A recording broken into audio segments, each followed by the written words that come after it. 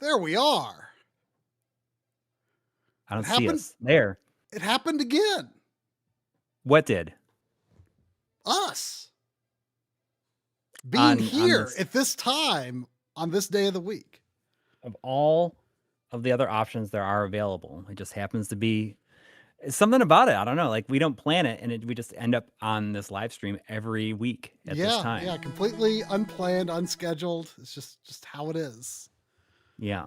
Oh, and we've got a starter super chat from Dad1153 saying, and the Oscar for best documentary goes to Pixels to Pages. we had a big week. Isn't it kind of crazy? Like it's like we're like proper content creators or something. Like Yeah. we released a documentary, we played a new release video game on Twitch, we released a video on our channel, we're streaming here. Like what? I hate the term content creator. It's like we're content creators or something. Right. But yeah, I mean it's been a big week. And what a way to close it out with some Atari. What a way. Certainly. Yeah. I've been playing some Pokemon, been enjoying Fire Red. Got my second badge on Friday. Yeah. You're into it? How's like it going from, you know? It doesn't really bother me. It's actually a lot harder because you got to go back and refill your health a lot more often, I think. Oh, interesting. But, there's so few Pokemon in that first one, which I think is kind of nice about it. But it also makes everyone you catch feel a lot more special because there's just not as many. Yeah. But I've been having fun. It has good music. I was very surprised at how good the tone music is in it. Yeah. And do you think you could ever see yourself? Pocket. Do you think you could ever see yourself doing a Nuzlocke run? You know what that is? Isn't that something where if one of your Pokemon faints, like they're dead? Yeah. You can never use them again? Yeah. But yeah, I'm not gonna. So here's what I've done with like the last several Pokemon games that I've played. It is like I kind of do like gym leader mode where like I'm trying to like only use Pokemon that is at least half a certain type. Like all grass, all water, something like that. Oh, interesting. Yeah. You know, psychic, whatever. Like at least one of their types is that. You know, just kind of like box yourself in a little bit, you know, to kind of just like add some constraints because they can get really easy eventually, you know? So like just something, just a little. I've never done Nuzlocke, but like I enjoyed challenging myself in that way. Not gonna do that. I didn't realize it at the time, but I chose a Charmander as my starter, and I guess having a Charmander to start with in that first one is really tough. So the game will get easier over time. But that first one, those first two gyms are really hard. I mean, I slipped by. Oh, yeah, I didn't think about that. You know, it's interesting that like starting types are always, you know, fire, grass, and water because on the whole, fire types are like pretty uncommon. Like it's often like later in the game when you even start to find more fire types, whereas grass and water are relatively common. It's funny though because I just started and got a female Charmander, which apparently is a super low probability. Oh, really? Everyone's like, "Oh, did you like reset until you eventually got that?" Of course you didn't. I just got lucky. Who do they think you are? Yeah. I mean, you are becoming the #1 Pokemon fan, you know, like on My Life in Gaming. And the DF Retro Super Show, like John and Audie are like 0% into Pokemon. So yeah.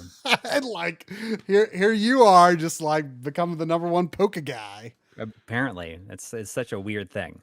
But enough about Pokemon. You know, you can check out my Twitch streams if you want to see how that's going. Sure. But really, the Electronic Gaming Monthly Pixels to Pages documentary, uh, uh, who Joe in the from GameStack and in the chat right now, like did such an incredible job cutting that. I mean, I just like I don't think that anything that I would have ever done with it would never even been close to what it ended up being. I mean, don't be hard on yourself like that, but he did do a phenomenal job. I mean, it was a phenomenal job. It was exactly like I feel like in the years since we shot that, like I kind of lost sight of what we wanted it to be because like I just hadn't thought about it in a long time. Because this documentary was never my baby. It was always you and Joe. Like I was, I was along for the ride, and I learned a lot about the people, the names, the significance of different articles, different things they covered, different things that were on the cover.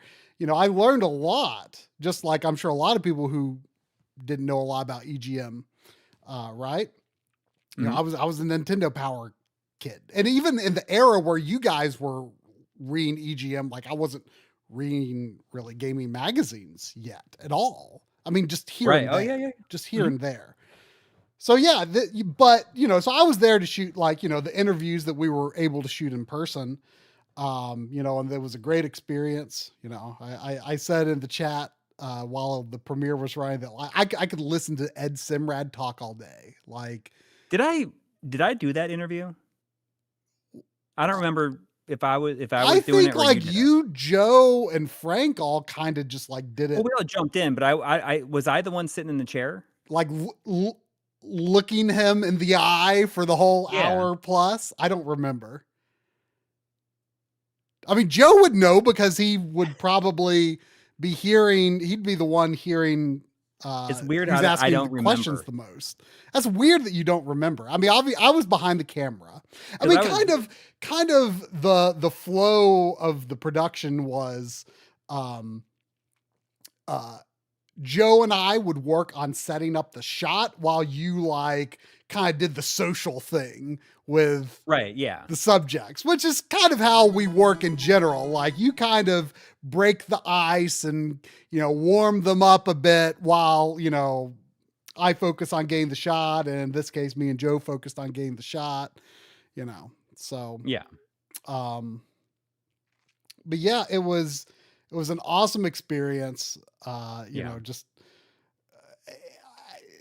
I mean, like I said, Ed in particular, I just thought was like, there's just something really cool about like a dude his age, and like he just has all these stories about the history. I mean, he knows his stuff. He knows his stuff. He hasn't forgotten, Yeah, it was, and that interview was over 2 hours long, which is so funny because there's a lot of material. Was it over 2 hours long? Wow. Oh yeah. That was by far the longest. Well, I mean, it was essential that we got him. And I don't think, obviously, people saw at the end, this, it was in memory of Martin Alessi. And you wouldn't know it from watching the documentary, but he like it probably wouldn't have happened without his enthusiasm, because I believe you kind of initially reached out to him. Well, yeah, he was my main contact person. I feel like I saw him in a group on Facebook, and then I messaged him from there. And we were already going to Chicago for some reason, weren't we? Were we going up there for something else? Or well, it was kind of. We had to go to. Didn't we have to go to? Was it? I can't remember if it was the same trip that we did. I think it's because you were going up there to interview Steve for Analog Frontiers. That was probably it, because I think because we had filmed Voltar like a few days before that. Right. Yes. So we were kind of just like getting all this stuff at the same time, and then because obviously we also did Tom Du Bois, but that was a separate trip. I think. Yes. Yeah, it was because we flew into Chicago from Seattle or from San Francisco, where we shot, again, we shot, like Bunny Boy.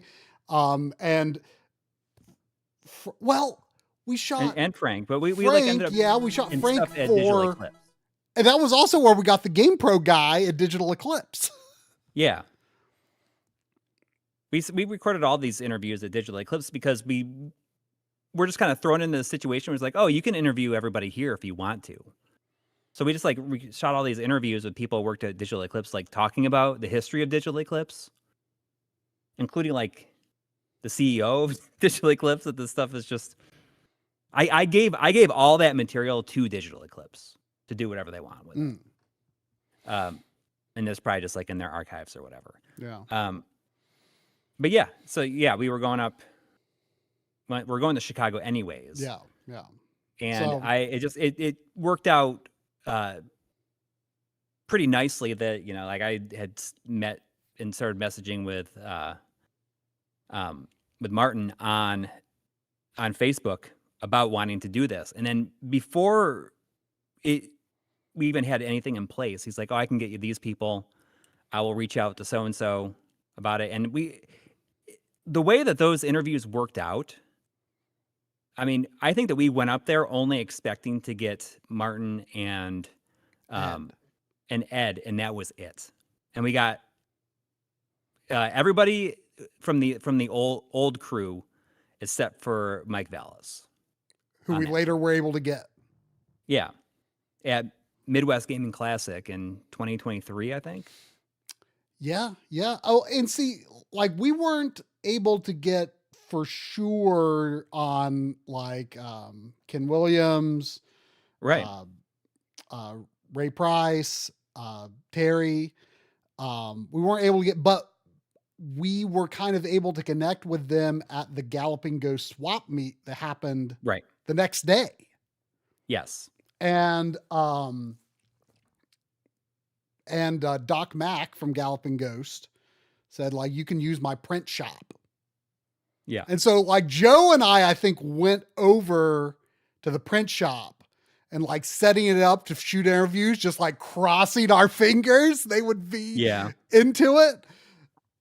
And then I think you came over with them. Like we didn't know, like we were just like getting ready so we could just say like, hey, this is going to take a lot of your time. We're ready to shoot. Like, can we talk to you? Yeah. And you know, yeah, they went for it. Luckily. Yeah, it's pretty wild. We got Sushi X. We didn't know if we would. Yeah. Who has, I think after Ed had the best interview, had my favorite interview for sure. Yeah, he did really good too. Yeah. But yeah, it was so cool that how that all came together. And, you know, we always just wanted it to be nothing more than just like a celebration of what was accomplished in that span of time, that magical span of time when they were doing their thing and nothing more. And when I saw what Joe had put together, I'm like, this is exactly what we wanted it to be. This is exactly what we hoped it would be. And one of the things I really love about it, and I think this wouldn't have happened if I had done it, but I'm happy that it is that, you know, outside of a few disembodied voices from us to like kind of give context to questions, like we're not in it at all. I love that it's just made up of purely from sound bites. And I don't know if Joe went into it like that was specifically saying like, I'm going to do that. Right. And I think when it was going to most likely be you editing it, there would have been narration. We probably would have had narration. Yeah. Yeah. Which wouldn't have worked. I mean, there's just so much material in this that it wouldn't, it was not needed at all to give context. Right. Exactly. So I think it worked out great. I'm glad it's out there. I'm glad everyone enjoyed it. I'm glad we were able to do a premiere and that there were, you know, some folks in the chat that we had interviewed and stuff like that. So yeah, it was cool doing the premiere and getting to watch it and see everybody's reaction in real time. Yeah. To it, because I think that a lot of people, when they saw that the premiere was up before they had seen it, I don't think that anybody was prepared for what it ended up being. Yeah. I think that I'm sure there was more than a bunch of people out there that thought like, oh, it's going to be an episode of GameStack where he's looking through EGM stuff. Yeah, I don't know what people would have thought. Did you watch it with your wife Like, I feel like it's like No, it's but the thing is that she did, like, she never watches anything, yeah. and she watched it. I sent it to her. I was like, "Oh, if you wanna check it out," and, she watched it, and she, like, shared it on her Facebook, and she's even says, like, I don't usually watch things that Corey makes, but I watched this, and I enjoyed hearing all this stuff. Because as somebody who worked in, like, not in, like, magazine printing, but she worked at, like, a print shop Yeah. and stuff, Yeah, she like loved hearing about a lot of this stuff. yeah, I mean, I kind of thought like she would find it to just be an interesting story, like an interesting time capsule of like what working in this kind of industry was at the time. Like, I think it's a story that anyone could be interested in, whether you care about games or the era or not, you know? Yeah. Exactly. Yeah.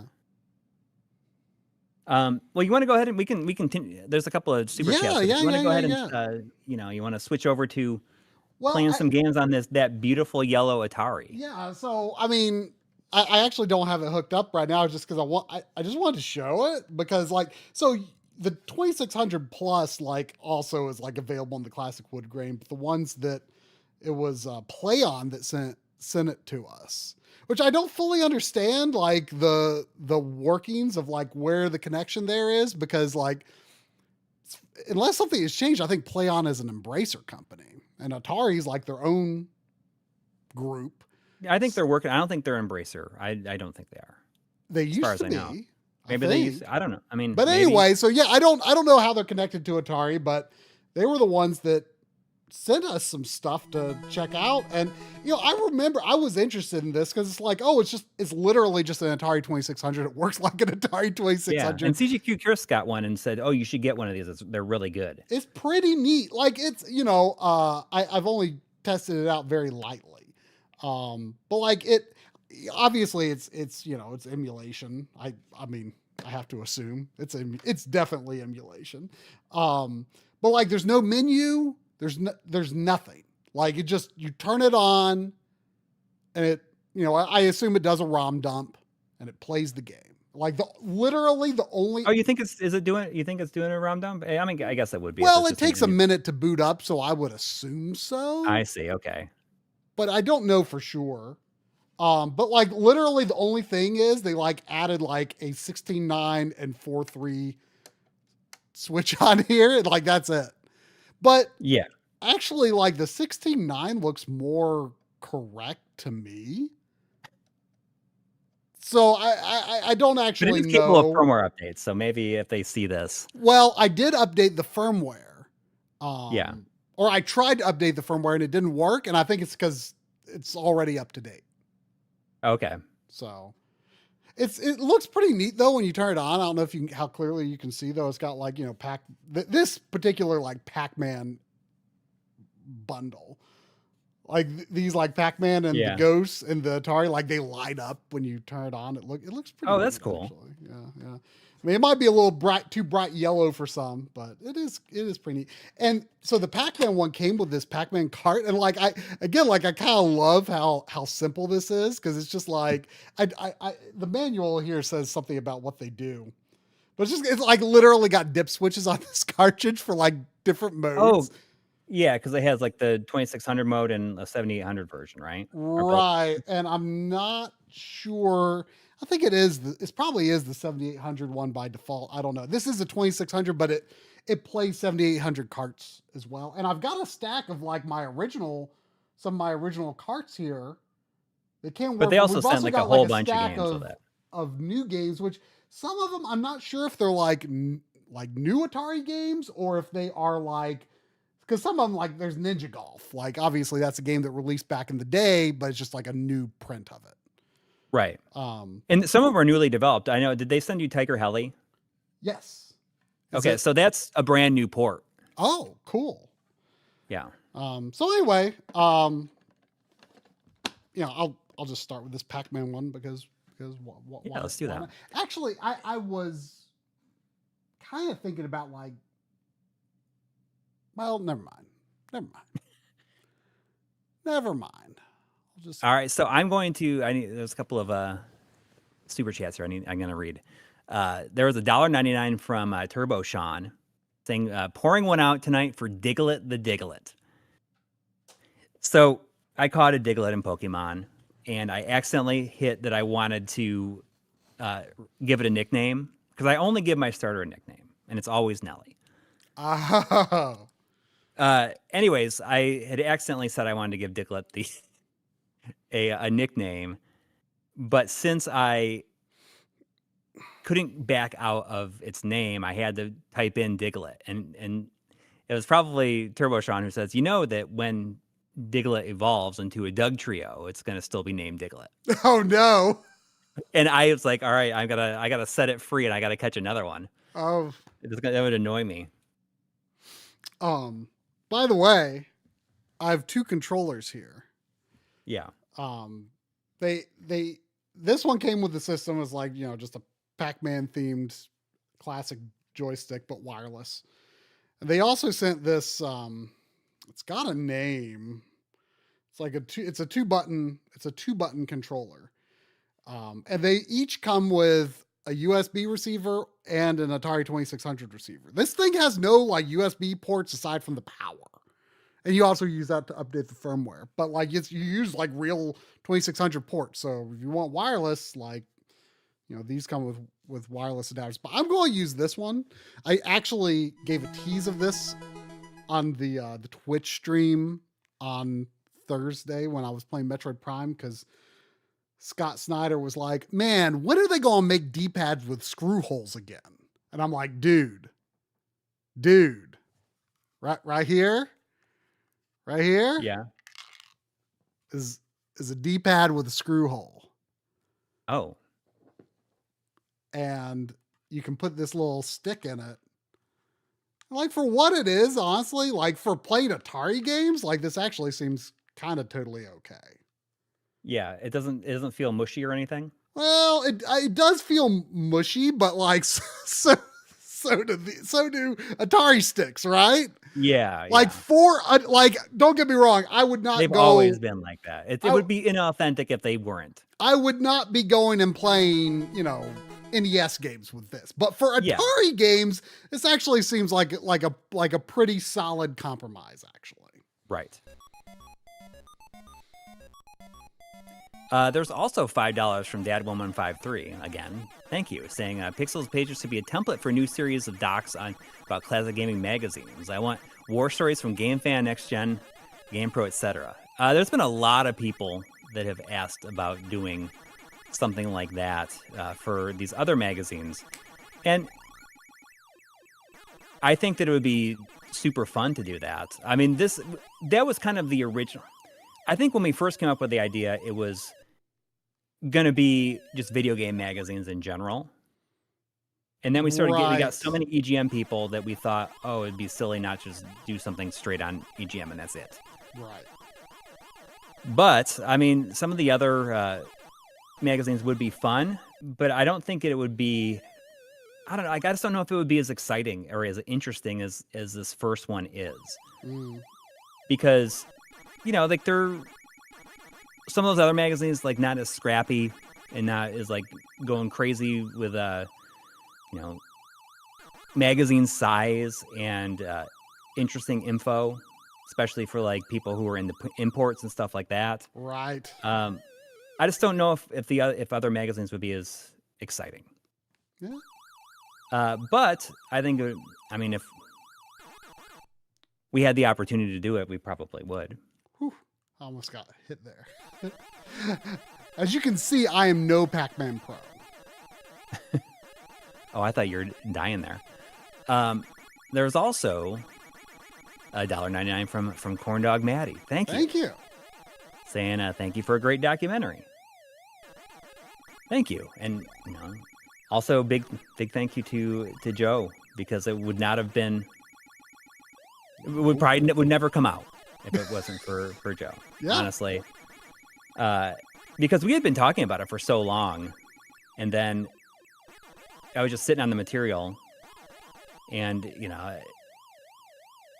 he's just eventually in July, he's like, you think it'd be fine if I just started editing it?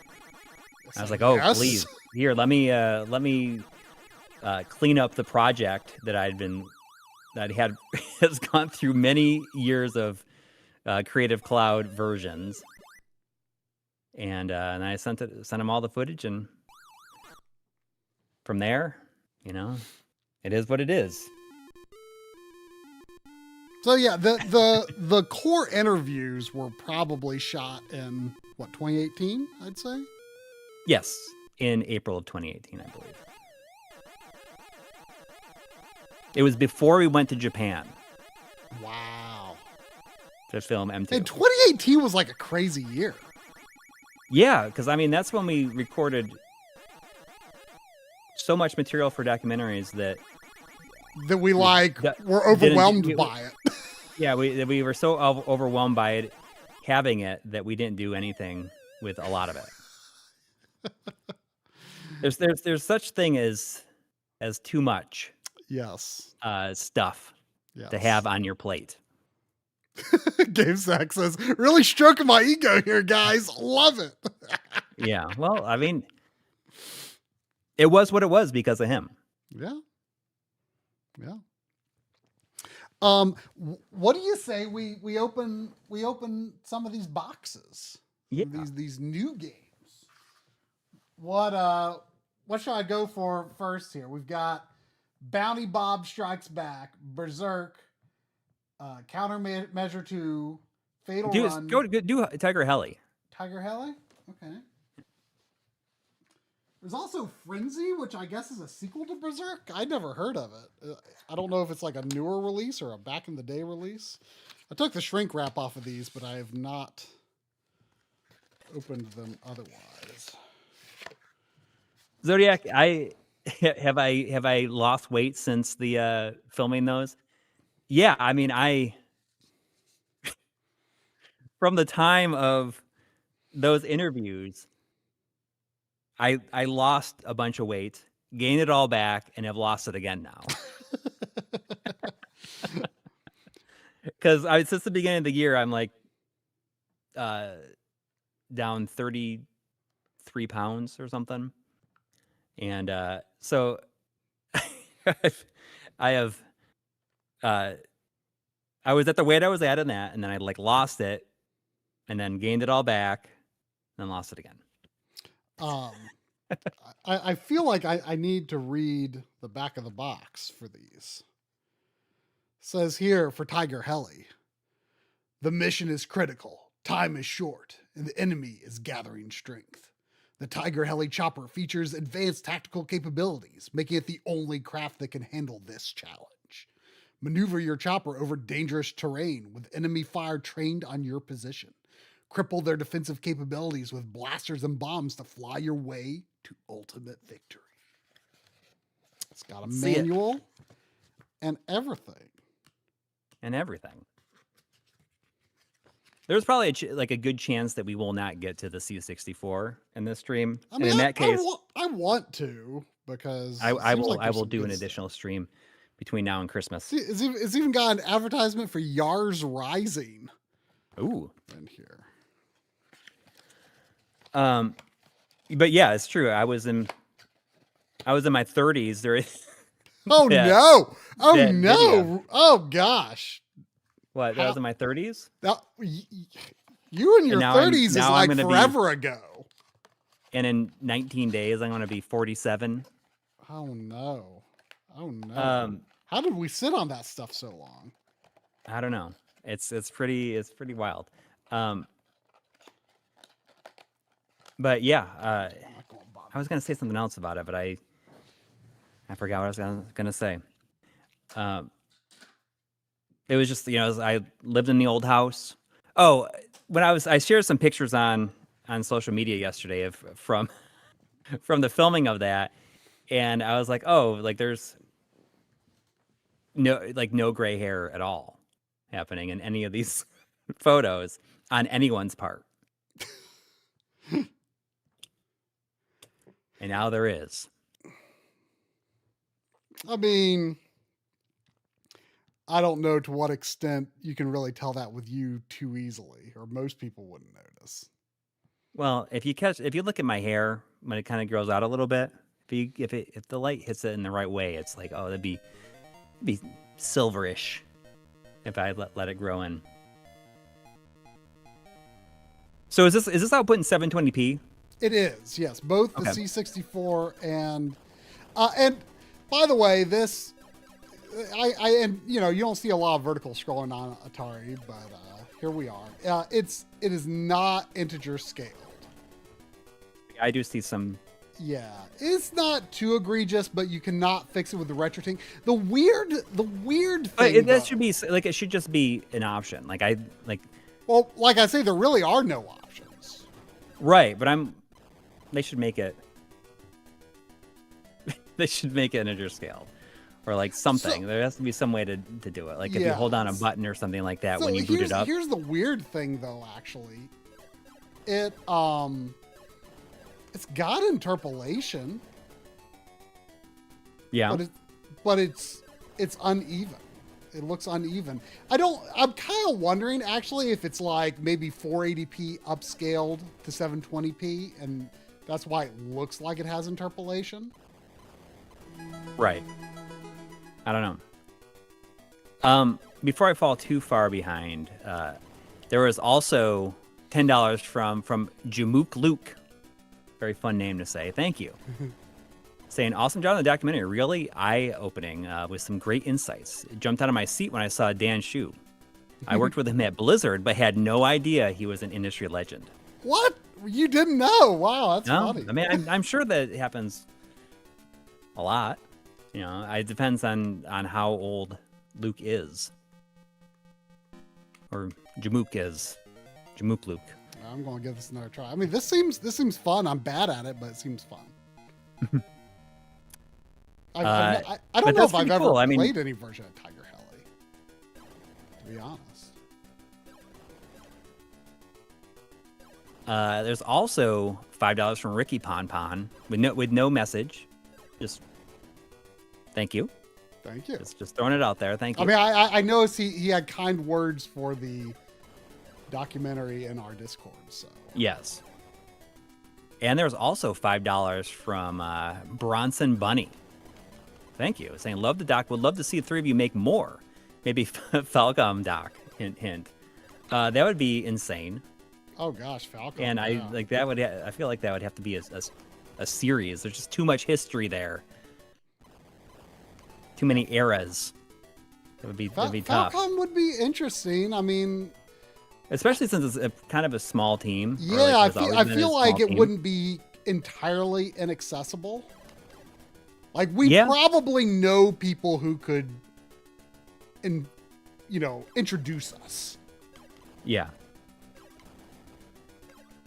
Or at the very least, we know people who, could get us to Yuzo Koshiro, and maybe he could help. I don't know. Exactly. I mean, it'd be it's a 6 degrees of separation type thing. Yes. Like, who do we know somebody who knows somebody? Yes. Who knows people.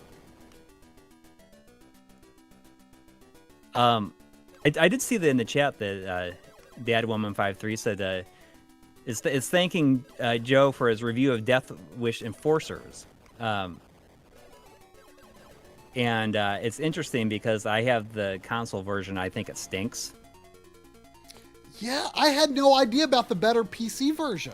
I know, and it's like, oh, that makes it actually like good. I wonder why that never came out on consoles. And like, I hate how the backgrounds looked at it, because I watched Joe's video today as well. Yeah, it's just interesting because I thought I thought the game was it on paper and screenshots is like, oh, this looks pretty cool, but then you play it and it's like, wow, this is so bad. I don't know really what happened here. Yeah. But to see that PC version is a lot better just makes me want to throw my console version into the future trade bin. Yeah. And just get maybe play that PC version when it's on sale sometime. By the way, Joe, you were right. That was pretty much the 11th or 12th stupidest skit you've ever done.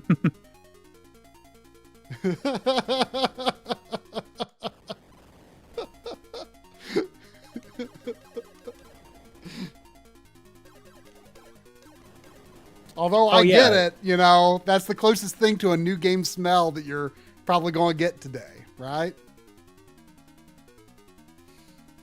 I miss that smell. I miss that smell a lot. Brooke Chamland, not really. In a way, like I've thought about like how I think it would be cool to do maybe a mini doc on old video game forums. I thought that's an idea that I had written down a long time ago and thought that would be pretty fun. Mm. You know what I mean? Does that? Yeah. I mean, you were part of one of the bigger forums, like back in the day. Not really a big forum, but a lot of stuff came out of that forum. I wouldn't say that it was like a big forum, but I would say that it was a lot. I mean, there's a lot of people on there. I wasn't aware of it, but like I also like didn't do a lot of stuff with forums. Like I was, I kind of found my group that like Drum and Xavier were part of, but like I just thought like, okay, this is like the forum group I like this is where I am. It was extraordinarily small, not, a place that, most people knew about. But it was my group. Like yours seems like it was closer to like the, equivalent back then of what like GAF and NeoGAF and not at that time. I mean, no, I don't think so. No, not really. I mean, no, I don't know. It just seems like with the connections, everything was too spread out then, I think. So there wasn't like a gigantic, I mean, there was a lot of people there, but I wouldn't blow up its importance. I think that there's a lot of interesting things there, and it was very closely related to, like the end of Game Fan magazine, and then the follow-up Game Go, because that's kind of where a lot of the members came from. But I mean, it's only significant because that's where I got my start doing video game video. I love talking about that era because it was such an interesting time because, there's no YouTube. Yeah. And download videos if you want to see something. You download about videos, a game, you download it. That's where I learned that I wanted to. I mean, it's one of the reasons I learned that I wanted to pursue, like, video. Yeah. Is because of the time that I had doing that, and you'd make these little, 320 by 240 downloadable videos. Had to get them to like 5 megs or something like that. The Cinepac codec. So this is only a 78. This is a 7800 game. You can play it on the 2600 plus, but you can only, for the original systems, you can only play it on 7800. You can't play it on 2600. Right. I don't know if that's how like all the new games There's are. somebody in the chat saying it looks better than the NES version. It does. It's pretty good. All right. What should I do next? We got Space Duel. We got Bounty Bob Strikes Back, Berserk, Countermeasure 2, Fatal Run, Ninja Golf, Food Fight, and Frenzy. There's also another $5 from Bag of Schmidt. Thank you. Saying, what's your all-time dream doc you want to make? No limits, like it could be Nintendo or whatever. No limits.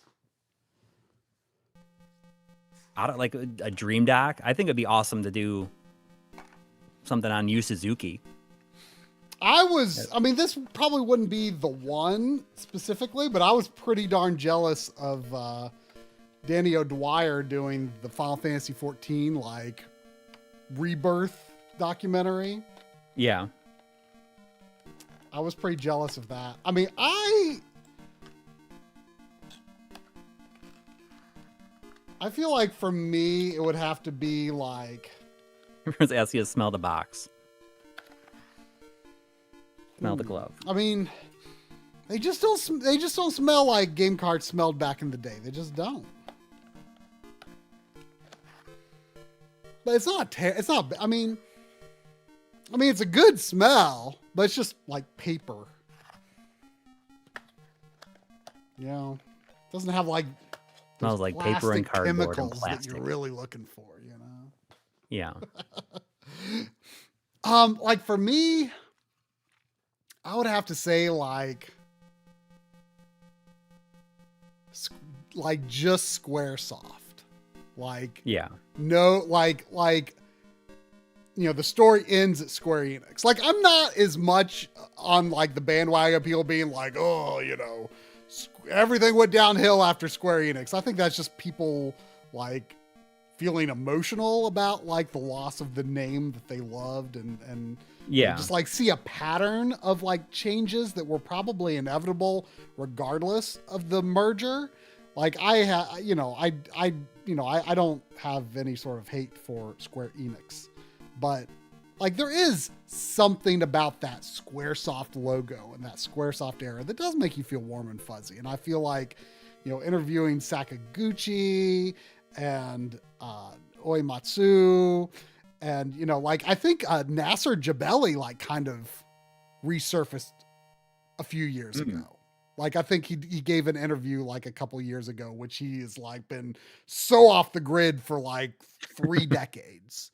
Right. And then there's like, Tanaka who left after the Final Fantasy 14 debacle, but he was like, big in the early days of Final Fantasy, and Hiroki Kikuta. Yeah. We'll start up another game here before you. Yeah. Oh, I'm just. Yeah.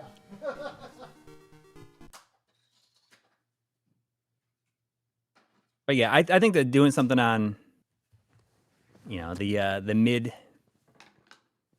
to late 80s, early 90s Sega arcade stuff would be really fun.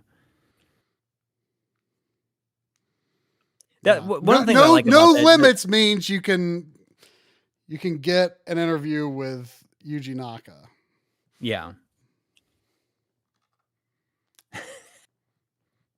Whoa.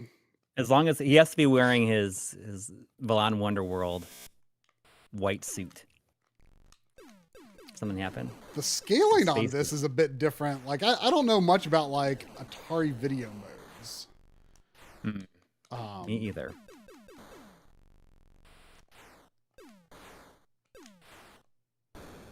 There's also $13.99 Canadian from Proteus 4. Thank you. Saying, documentary exceeded my already high expectations. Thank you. It brought back memories of collecting EGMs from my local 7-Eleven. Any chance for a limited print physical edition? It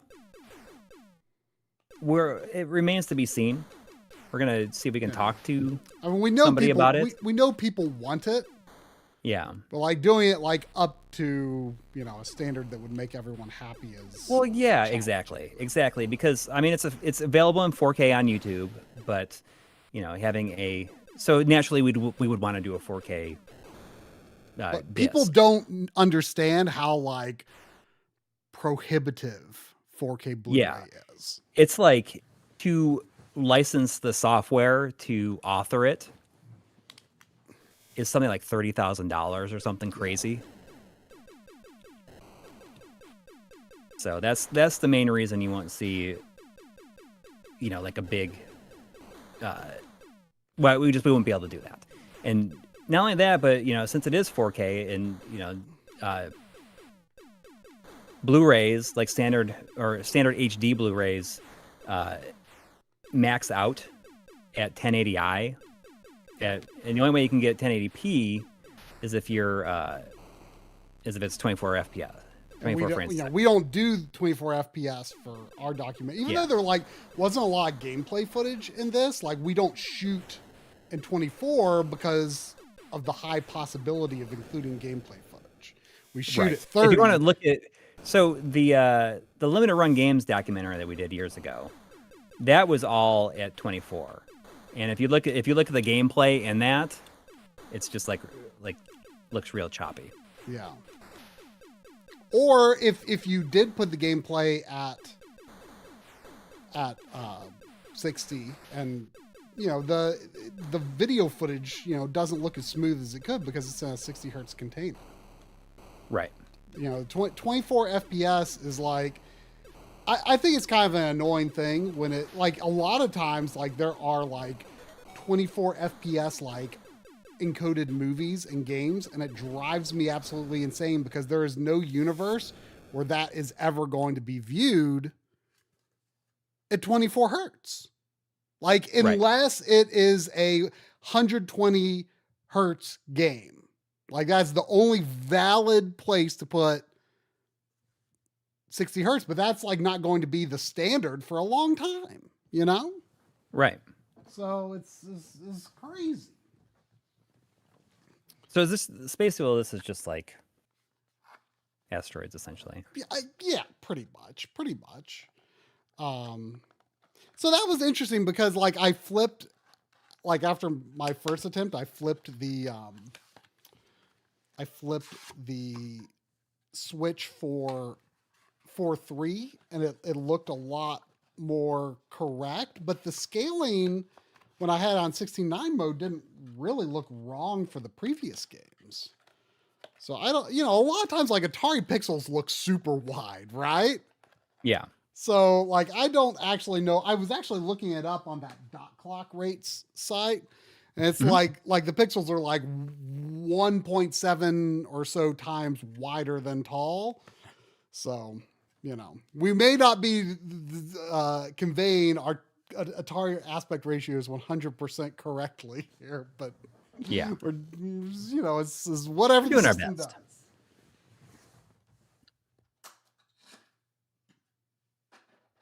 So that's the controller you're using. The gamepad is the CX78 Plus. Yes, and it's a reissue. Is the CX78 gamepad is a reissue of the only sold in Europe, Australia, and other locations outside of North America, and never sold in the U.S. Oh, interesting. That would explain why we've never seen one before. Yeah. I mean, and some of these game boxes do indicate they require a 2-button controller, which I assume was the standard for 7800. Also, this is copyright 2024. Yeah, a lot of these are new games. Yeah. Now, this looks like a game that could run on a 2600, I would say. Okay. I went from 1 to 2. Okay.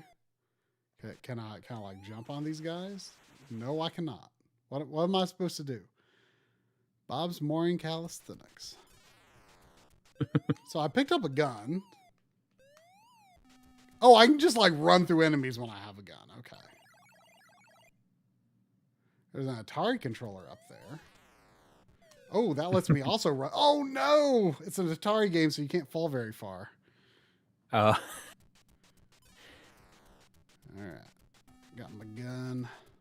Oh, do you have to fill in all of the floors?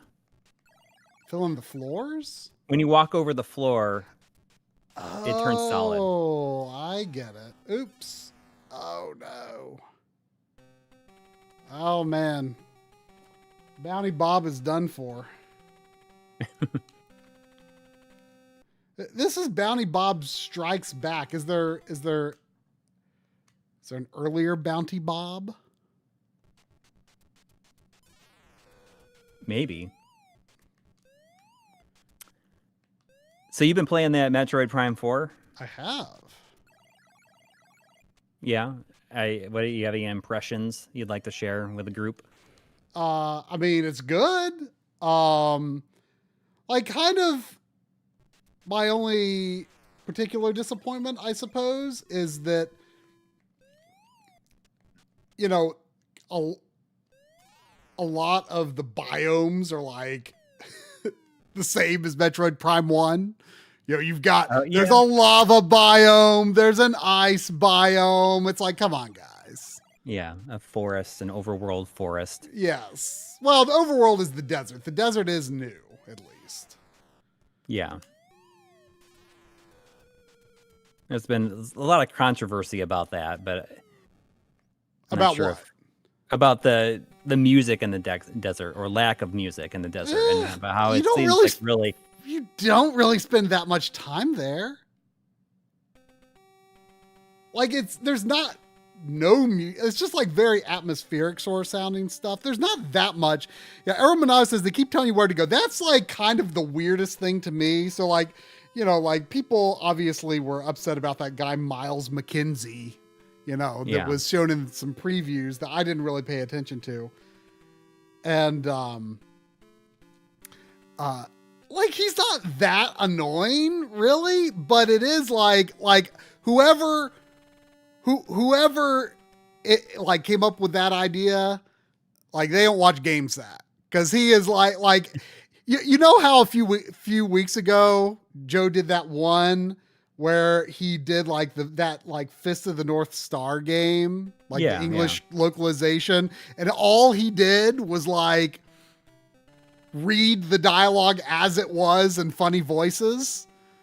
Like he could make a GameSack skit of just using the dialogue from the game and doing his radio buddy voice. And there you go. You've got a valid skit, GameSack skit already written for you. It's kind of like, it's so dumb because he's just like, hey Samus, if you don't know where to go, maybe you should check the map. And then immediately is like, hey, have you checked out the volcano yet? Maybe you should go there. It's like, that's so weird because I feel like Nintendo did that like at its peak during the Wii generation, and they got so much blowback. Well, they got so much flack for it, right? Yeah. Like, why is Midnight telling me where to go every time everyone I move? Or same thing with Skyward Sword, right? You know what? To me, like, I wonder if like Japan just like cannot, like the Japanese part of Nintendo just like can't internalize the feedback that they're receiving from American players who are, you know, the Western players are the main audience for Metroid, right? Right, yeah. And like, I don't know if they've like internalized the feedback that like people don't like Samus to talk to other humans ever. Like, but like everyone hates that. Everyone hates that. She basically has in every single game since Fusion. Right. And they keep doing it. Like no one likes that. No one I don't hate it as much as other people do. But you can understand why they're upset.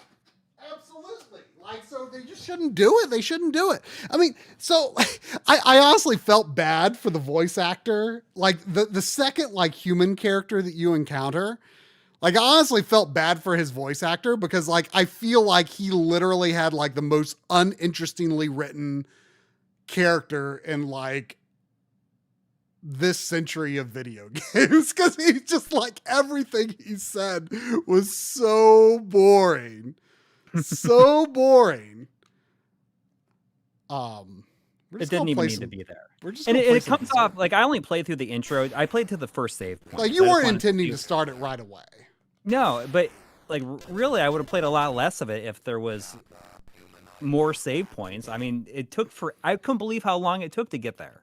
Yeah, and here's the thing that this is. I mean, it made the beginning of Nier Automata like it was longer than that. Yes. So something that people who haven't started the game yet should know, just as fair warning, like for the most part, this is like old school save style, which shocked me. Like I was like not being diligent because it's like a game that releases in 2025. Like I just, it's so interesting because I didn't even consider it for at all. I just assume auto saves. Like now, don't get me wrong. Like I play retro games all the time. Like I can deal with that. I can deal with that. Like it's not a big deal to me, but like I could imagine that turning off a lot of people. And I wouldn't be surprised if there ends up being a patch adding more checkpoints. Like I'm surprised I'm just surprised it made it to release without that. Like I'm really surprised. Like again, doesn't really affect my view of the game much, but it's just surprising. But yeah, so there are sometimes save points like before like certain boss battles or like mini boss battles. Although most like the major boss battles actually have save points. Before them. Mm-hmm. I like Berserk, but I'm not good at it. See, what I thought, like I know they worked on it forever. And like they were not supposed to. Retro Studios is not supposed to develop this originally. Right. Like, do you think And they it was didn't given to want somebody else. to? So, like, part of me thinks, like, I wonder how excited they were. Like, at least the members of the studio that had like worked on the other three, like how excited they were to be like, oh, I guess we're gonna stop what we were working on and we're gonna work on this other thing. Because there Yeah. was a gap between them getting put on this and finishing Donkey Kong Tropical Freeze of a couple of years. Yeah. I mean, what I'll say is it's really good. It's really well made. It's fun to play, but it doesn't feel like it doesn't feel like there was like this excited imaginative spark behind it in the same way as, you know, the original game, like where it really feels like we have this vision for how to do this thing that people believe we can't do. Right. And we're going to do it, and we're going to do it right, and they did it right. And like this, like I say, you've got your magma biome, you've got your ice biome. I like the storm biome because it's like, but it doesn't all feel like it all fits together. I feel like that's a huge thing that is honestly pretty hard for Metroid to do. I mean, because this is something we complained about with Dread, is the fact that the way that a lot of these are connected, it never it's hard to make that feel natural. And I think the last time it really felt natural was probably in Prime 1. You know what? Something like central area. I mean, something that John kind of said that I think makes a lot of sense to me is he kind of compared like the desert more to like Hyrule Field, and then like the different biomes are almost kind of like Zelda dungeons. And I think that comparison makes a lot of sense. So this is supposedly a Berserk sequel. I don't know if it's all new. It says 2013 to 2024. Frenzy. I'm surprised it takes that long for it to boot up the game. Well, like I say, it's probably dumping that. I know, but it's like 4 kilobytes. But anyway,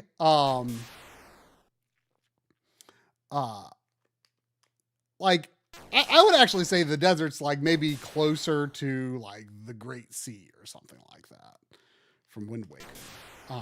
But yeah, like the areas, which is not really what I would personally want from a Metroid game. It's fine in a Zelda game. But I mean, then again, I never really cared for it, like even in Ocarina of Time. You don't spend that much time there, honestly. Oh no, was I supposed to save that guy? I was probably supposed to save That's the first level, it's okay. Anyway. Oh no, that skeleton shot that dude.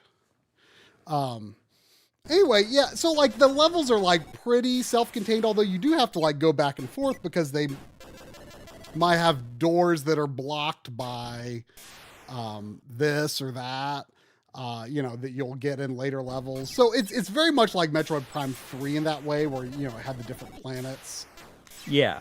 So it's fairly similar design to that. So in some ways, like, I actually sort of like that it doesn't feel Metroidvania in the traditional sense, you know, since we're so sick of Metroidvanias. Although I feel like my sickness of it has more to do with 2D games than 3D games. Yeah, exactly. I think the 3D would be fine. So yeah, like, it's really good. It's fun to play. Controls feel great. You know, I've been playing in 120 hertz. That's been neat. But you know, like yes, it's really good. But like, I feel like when it's just like, oh, here's the lava biome. Here's the ice biome. It's just like, yeah. You know what I mean? Like that kind of just makes me think, kind of like you said, like, did they really want to make this? Yeah, well, that's what I'm wondering, if that's the case. And I'm sure that once they got into it, it was fine. But I think initially they might not have wanted to make it. Like, that wasn't what they were super excited to do. And I wonder if that comes across in the way certain things are set up. And also for how long it took to make, right? maybe they kept on trying like all these experimental things that they wanted to do, and Nintendo was like, nope, nope, Yeah. shutting them down on it. It's very possible. Yeah. Yeah. I mean, it's it's good. I'm enjoying it, but it's not revelatory. Right.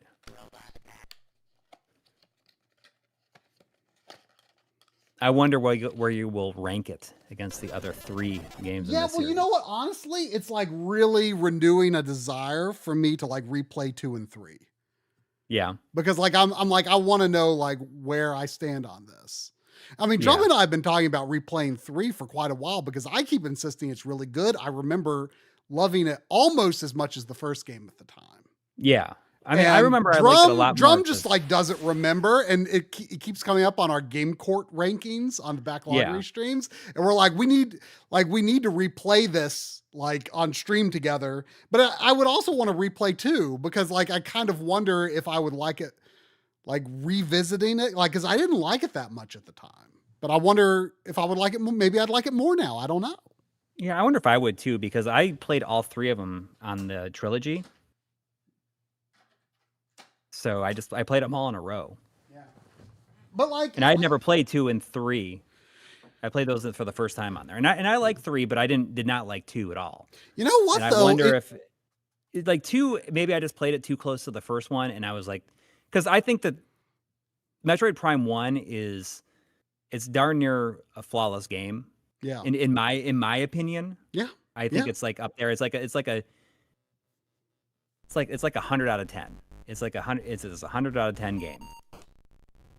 So, it's way up there. I think that and especially the fact that the way that it was able to defy expectations at the time. Yep. Because everyone thought it was going to be bad, and I mean, really, for all intents and purposes, it's a 3D first-person remake of Super Metroid, which is fine. But then they kind of, it's like, in that game, I mean, for one, Ice Biome was new to Metroid. But it was fine to have, like, you know, Magmoor Caverns with the Norfair music. Yeah. Because, like, just being in 3D was fresh enough, right? So, when did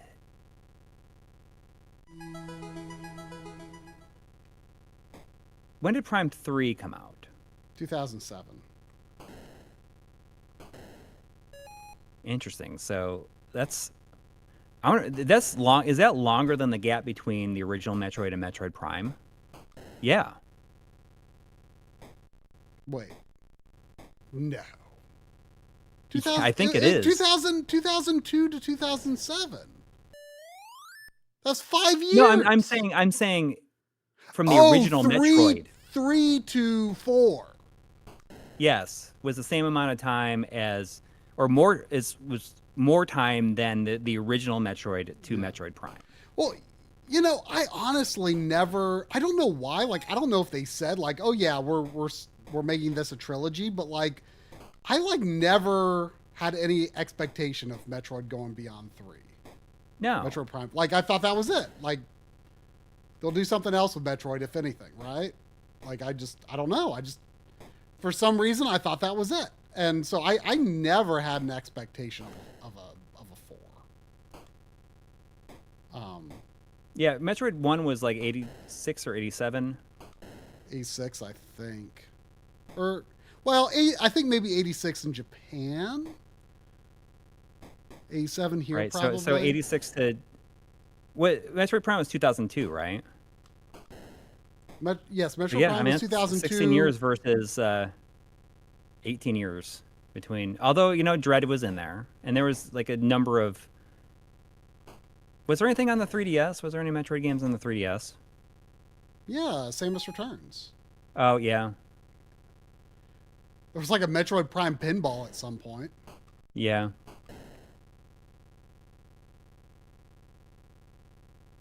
It's just interesting to think about that time gap, even though Dread and like spin-offs were in there.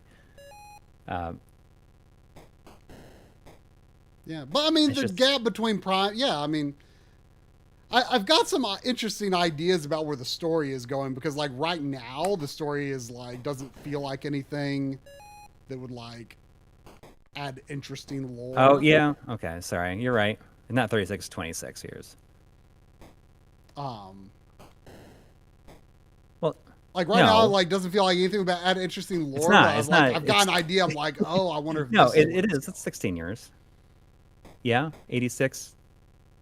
Yeah. It's 16 years. Not 36 years.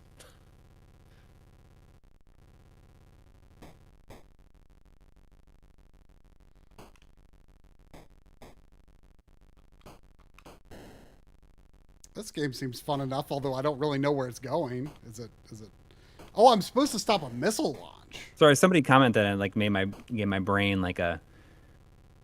Am I wrong about this? Do I not know how to math? Probably Very not. easy to figure out numbers.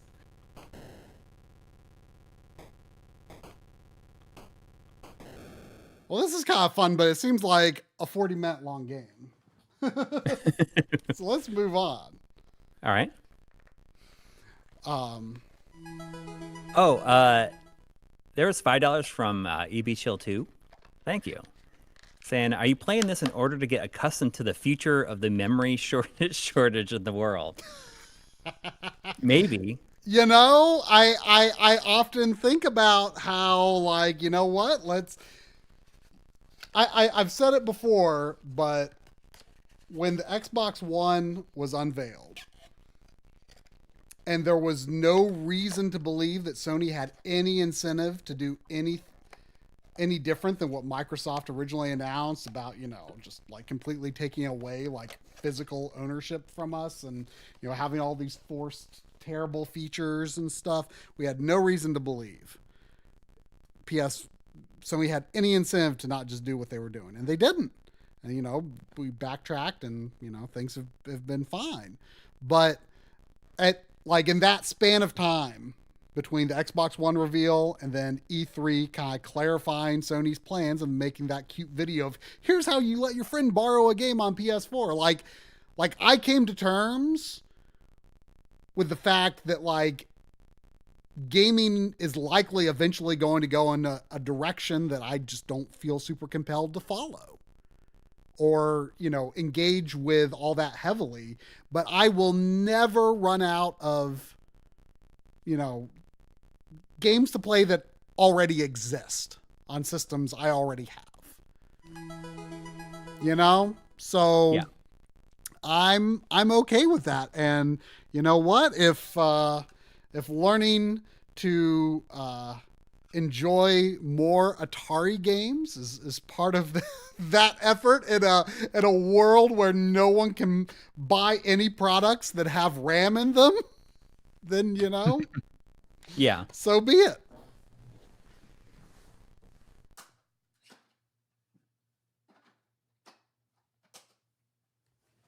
There was $5 from Retracting Blinds.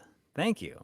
Saying for Atari, for some Atari games, the expert novice toggle reveals a completely different playing game. Haunted House becomes way better on expert. Ooh, well, you know And what? this has those switches, right? Haunted House is on my pile here of because I wanted to see like how well does this do with, you know, original release cartridges, and Haunted House is one of the better 2600 games. So, ooh, this is 1990, so this is a little more vintage. There's also another $10 from Dad1153. Thank you. Saying micro consoles were cheap ways to relive the classics NES, try unreleased games, Genesis 2, or play new to you systems Turbo Duo. Now they're overpriced nostalgia bait Sharp X68000 I cannot afford. Yeah, it's really interesting the like how quick the whole micro console thing happened. And the random stuff that we got out from it. Like it's amazing. Like even though the Sharp X68000 Mini is so expensive, like how crazy is it that it was justified to make that? You know what I mean? I just think it's insane just thinking about the How much was it? The Sharp X68000 How much was Mini. it? I don't know. I feel like it was several $100s. Oh wow. You know, I missed that Kickstarter. There's a new version coming out too. I missed the Kickstarter for the Vectrex Mini, but I don't think it was too expensive, was it? I don't remember what it was. Maybe it was expensive. I don't remember. Also, look at this simulation of hills on Atari 7800. Kind of great, right? Yeah. Whoa, what am I? Look at the draw distance, though, really. Right? You see that mountain over there? You can go there. Well, no, you see like the road. Yeah, it's like really going far off into just like a single column of single width pixels. Yeah, it was like pretty off neat. to the side Yeah. for a while there. Like it was like made it really feel like a winding path. Yeah, well, I mean, I think I mentioned this in that that episode of the DF Retro Super Show that we talked about. We talked about, you know, graphics that's still in the process, and I think I mentioned like games like Rad Racer, like Yeah. you know, these 8-bit games that, like, you know, there's something about the way that they simulate perspective and three-dimensionality that I feel like we lost a little something with Mode 7 games. Yeah. Like, Yeah. overall, Mode 7 is probably better, but there's something I really like about this style of behind-the-view driving game. I really do like this kind of stuff. You know, where it's all done just with like line scrolling tricks. Yeah. Also, look at that one big cloud. Like, that is a really good quality 8-bit cloud, isn't it? That's a good cloud. That's That's a good cloud. One good cloudo. One good cloudo. Let me tell you though, man, I am like whole hog on this Hades 2 thing. Oh, last I heard you were like thinking you were almost going to finish a run. Like, what's the situation? I finished 2 runs. There are 2 paths you can take in this. You can go up or you can go down. Oh, what happened? Dude, look at this. What? Oh, some of those people were blowing up. They're turning into but tombstones. But all this like parallax and stuff. Like, look at that. That was crazy. Were you shooting those people? Look at this. Look at this. What? You're moving a pointer around? No, well, but now I'm like driving again. It's like parallax. It's like this stuff is like in front of the city. Like, how are they doing this? I don't know. They're geniuses. This is the whole. Yeah. Oh, look at those. Yeah, look at those. Like the telephone poles. Yeah, they were like going in front of each other and in front of the city. Like, it was crazy. That is pretty impressive. Yeah. I gotta say. I didn't really buy what I should have in that store. I like this game. I would play more of this. But I didn't really buy any tools, so I kind of screwed up. So but yeah, man, Hades 2, it's real good. There's 2 different paths. And in Hades 2, you can go up or you can go down, and both directions are like totally different levels and like different play styles, kind of. Oh. I mean, the boons are different, like the way that they affect you, and like because you get certain things from the underworld that you can't get from the overworld. It's really good. I looked at my time, and it's like I put in like over 30 hours into it, and I don't know how many times I got it, how many runs I have to get to like get the true ending, and I think it might come down to the total of 12. You have to complete 12 runs, like 6 up and 6 down to get the true ending and get credits. I must get this manual back in the box. I must. I did it. but it's very good. It's very good. I would say that I like it better than the first one at this point. The amount of content that they have crammed into it is impressive. I feel like the amount of unlockables that were in the first one seemed like a lot, but here they just keep on giving you new things to put your currencies towards. I feel like you all need to hear the story of Food Fight here. You play as Charlie trying to eat an ice cream cone. But first, you must avoid the chefs that are out to get you. Angelo, Zorba, Oscar, and Jacques. Avoid the food thrown at you by the chefs to get the cone. You can also throw your own food at the chefs to slow them down. I love the idea that you're reading this out loud while you're not looking at the road at all.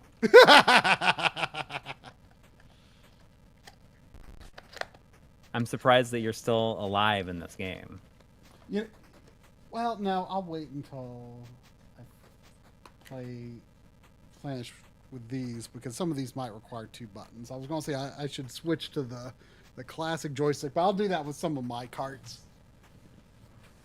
Oh, did they change the ending of Hades 2? Have they made it better? Did people like complain about like Mass Effect or something? I don't know. I just know that it says Hades 2 a lot, but I think that they know that they dropped the ball on the ending since they remade it almost immediately. Interesting.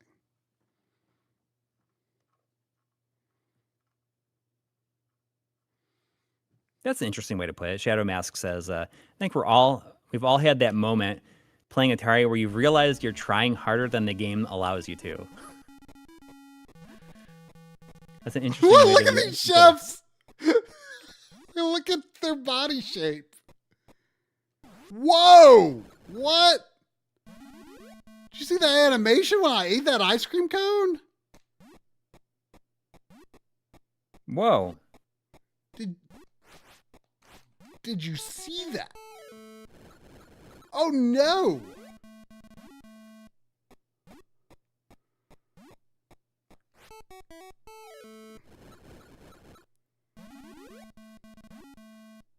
If you can stand in the pile of food, you can go Rambo.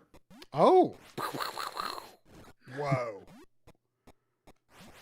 I want to say that the title screen said, I want to say the title screen said 84. Is this actually from 84? Because I think so. The ice cream eating animation is like incredible for any year, let alone 84. Like, it's incredible. It's so weird, right? You know, I kind of feel like they might have riffed on it in like Homestar Runner at some point. Like, I feel like that's something like Hamsar might have done at some point. Mm-hmm. Or maybe maybe the talking wheelchair voiced by Bubs.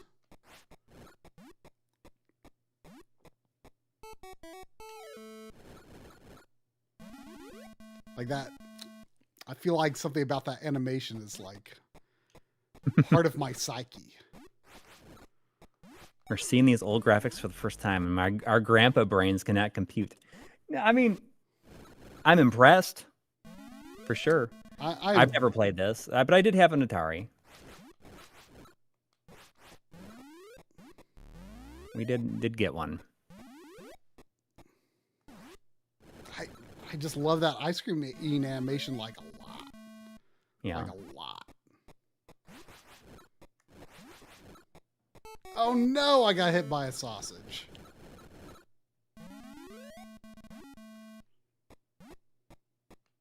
What is our game of the year? Like, I don't know what my game of the year is going to be. I'm like working on this year-end video, and I have no idea what my game of the year is. I mean, I might not. I think I decided the other day what it is.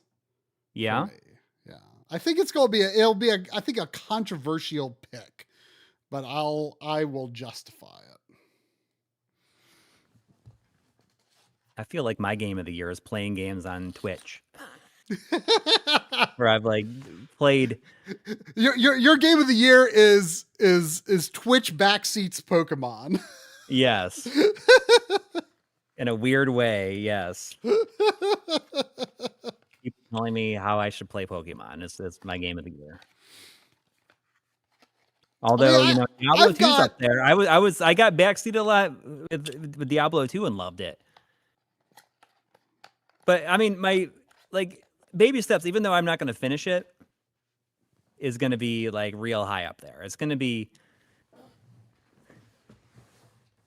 I don't know if I can say with full confidence though, like this is the game of the year for me, because I certainly played it a lot less. But then again, there's nothing wrong with that. I mean, look at Sayonara Wild. I don't know why you gave up on finishing it. Like I go back to it every once in a while, but it's like there's so much stuff I want to play right now. It's like it's hard to keep up. So much stuff it totally, right? It just like gets lost to the wayside, and it's hard to keep up. And you know, all I want to do is play Hades 2 right now, and that's what I'm doing. Like I don't sit there and say like I need to play this game right now. I play what I want to play, and really I do want to continue to play baby steps, and I will talk about baby steps in the year-end video, and I will probably say like there is a reality where this could be my game of the year, and this might be my game of the year still, but I don't know, because I've had so much fun really pushing myself out of my typical game comfort zone, which is one of the most fun things about playing like the Pokemon games and playing Diablo. It's like kind of out of. You are like having a real hard time here. I am. I don't. Is the response on that controller pretty good? I mean, this game might be an indication of it not being. I mean, Earthion's like is high up I also there too. might Eartheon just not know amazing. how to play this game.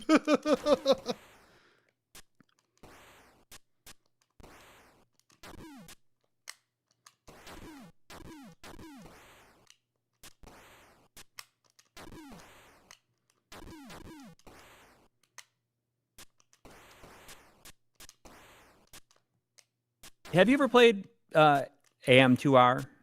Another Metroid 2 remake? Yeah. We streamed it on the Backloggery. Oh, okay. I've never played it. It's pretty good. I mean, it's very good. You had a minor meltdown during it, apparently. So there's this one part where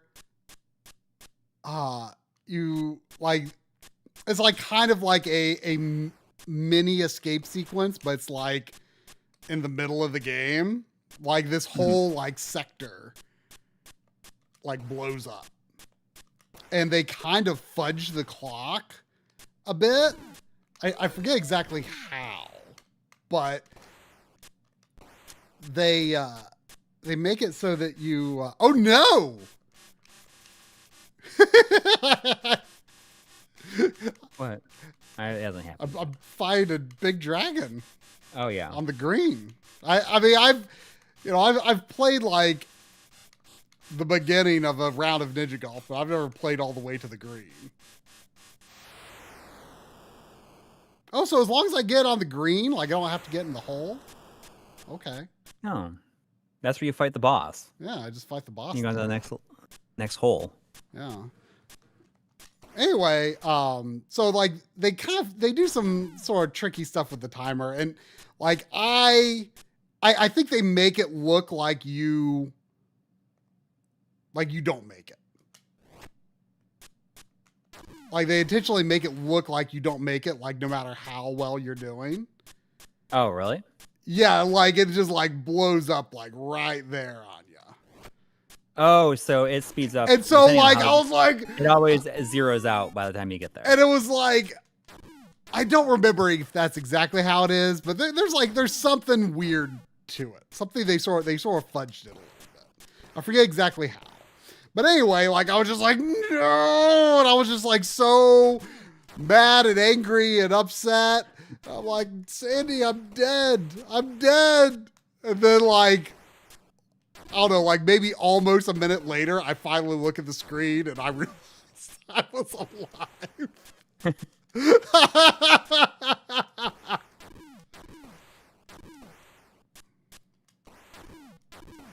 Interesting. Well, I know there's a bunch of ways to play it at this point, but I have never played it. I wanted to see if I could play. I wanted to play it on like Vita, I think. Like there's a Vita. Oh, interesting. Yeah, I knew it was on I that think version. I wanted to do that, but I think it was kind of buggy.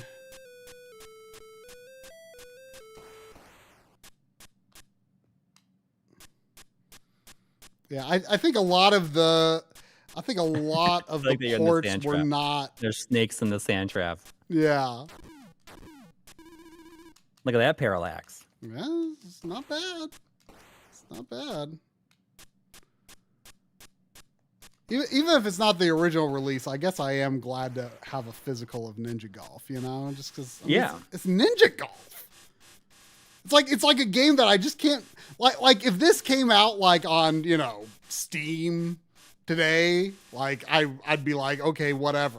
But the fact that this like actually came out in 1990, like this feels like too postmodern. Yeah. Like it feels like a parody of goofy video games, and yet goofy old video games, and yet it is an actual goofy old video game. That's what I love about it. So Scott Snyder says, can't have a game of the year without playing ACL Pro Cornhole. Did we talk about that on here? The Cornhole game? Maybe I talked about it. I feel like it came up at some point. I'm going to switch to the classic Atari controller, and we're going to see how old carts work on it now. Okay. We're going to see how old ACL Pro Cornhole.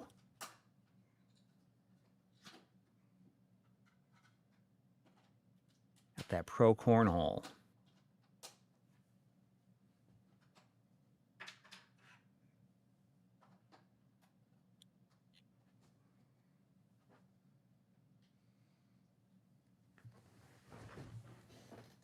All right.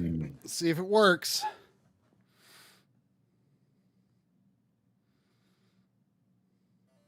Ho, ho, ho. That controller doesn't need a receiver, or does it? It does, yeah. Okay, that's cool though. But it's connected, but I can't. Do I need to like? Yeah, sync it. Is the other one still? No, I mean it should be. Oh, I guess I had to hit game select.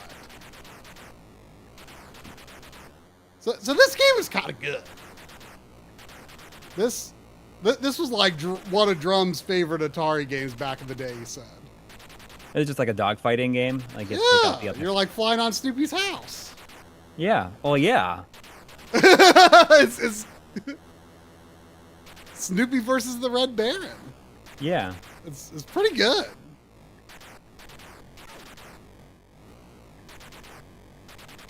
And it's just one-on-one the whole time. There's no scrolling or anything. It doesn't keep on scrolling in one direction. It's just a dogfighting game. Yeah. You're just trying to get it. You're just trying to get them. You know, it's interesting because looking at the screen, even though I know it's not there, but the way the compression looks on the screen, it almost looks like there's almost like a drop shadow behind your character on that color. Yeah, well, you know, I think like certain, you know, the way that like the subpixel structure is on an LCD, sometimes I feel like certain colors like pop in a way that make it feel like they're behind the other. Yeah. You know, you ever notice? Like I'm actually getting that on my TV as well. Like the red like literally feels like it's in front of that blue. Like it feels like it's a layer above it. You know? There's just something about that sometimes.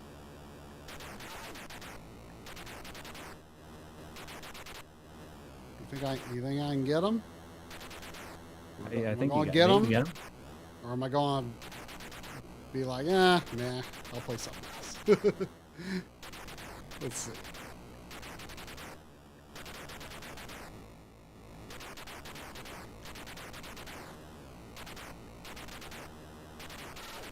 You have to, his hitbox is pretty small, I think. You have to get a pretty darn direct hit. Are those marks on the bottom like hits? Because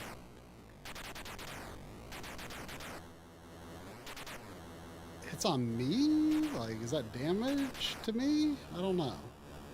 No.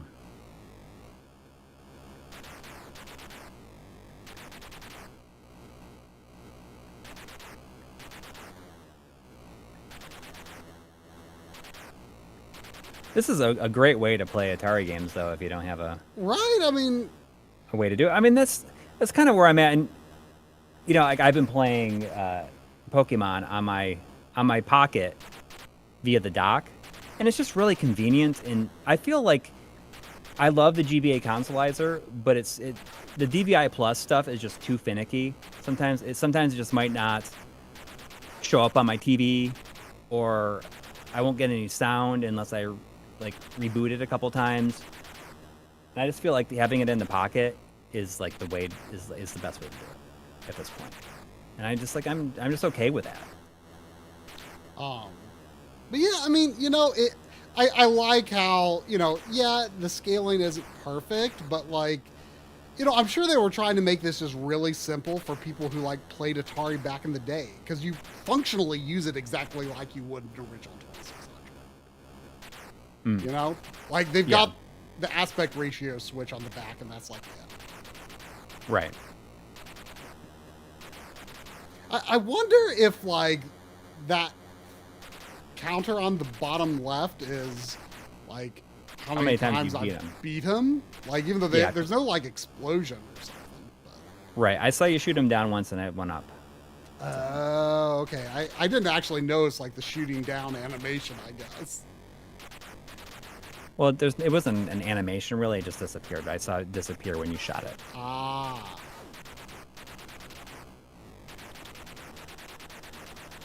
Anyway, let's try something else.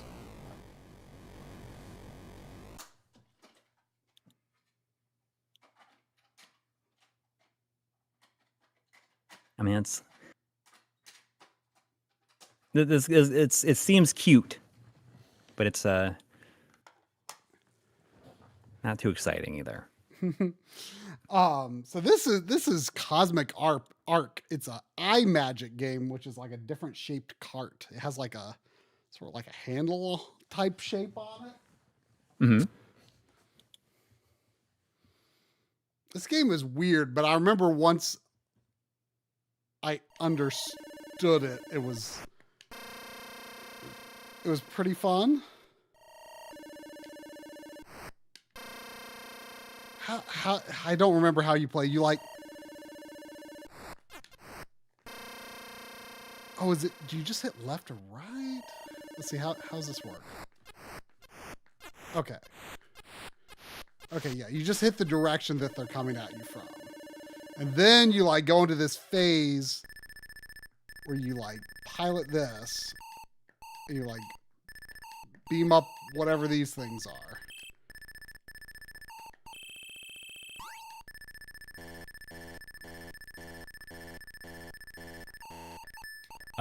Anybody in the chat go see the Five Nights at Freddy's 2 movie? Because I did. Your son made you?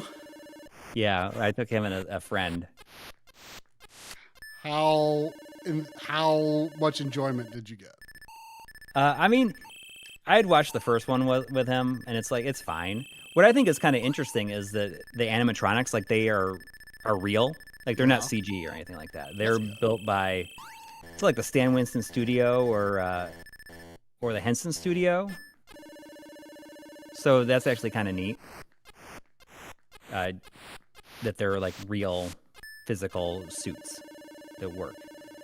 But I don't know. I mean, it's fine. You know, it goes into a lot of places where I think that first one was more of a proof of concept, but then this one is a lot more similar to like the games. Not that I really know much about the games, but I don't know. I'm curious how well it was going to do. It was kind of a madhouse at the theater. It was a packed theater at 1:30 on a Saturday opening weekend. So nobody was going out of their mind or anything like that. But it was fine. Okay, so the first movie, it was Henson Creature Shop. That's what I thought it was. And then someone earlier I was talking to in person said, "Oh, I think it was the Stan Winston shop," but I don't know. Either one. Those are shooting me. I see. Anyway, that's a pretty fun one, I think. But it ends with a cliffhanger, so they're obviously going to do a third one.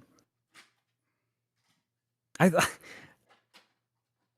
think it's very funny. Apparently, that first game was like the first Five Nights at Freddy's game was made in like a couple hours. Like a game jam or something like that. At first, my son tried to tell me that he made it in 15 minutes. Like, no. I mean, I would maybe believe it.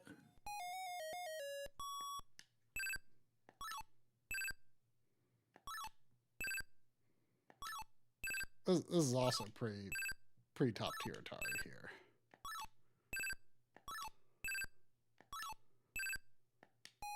Oh, and then you gotta swim. I think you could punch the alligators. Can you punch them?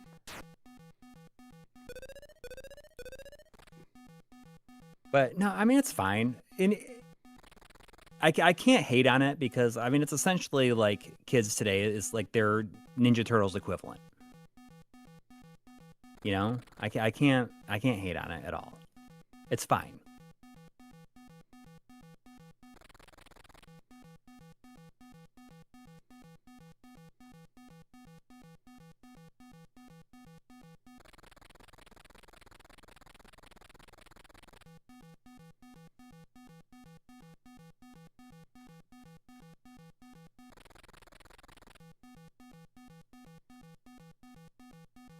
Yeah, I've seen things about like that SpongeBob. I'll be honest, like SpongeBob is like fully annoying to me. I was never in the age group for it, so it doesn't like it's just I've always thought that it's annoying. I liked it when it was new, which like I was like late high school, early college when it was new. Like I don't know if like the new stuff is like worse. But I have no idea. Like at the time, like I would have never watched it if a friend hadn't said, "Oh, it's actually like really well written." But it's like, you know, it was funny. It was funny, but you know, I haven't watched it in almost 20 years probably. Yeah. But so I have no idea what's like currently. But the time it was new, I liked it. Can you run under those big ones? I think so. Okay, because I noticed you like I can't believe you were able to jump over it. Yeah, it seems easier to jump over it though. Anyway, that's a neat one. Should we switch over to Commodore at this point? Do another 10 minutes. Yeah, okay. I'll go to 10. I'll go to 10. Why don't we do a little bit of this? A little bit of this. Yeah, there's nothing about SpongeBob that's ever been interesting to me. So I hear his voice, and I'm like, oh, that's annoying. No, it's not really that funny.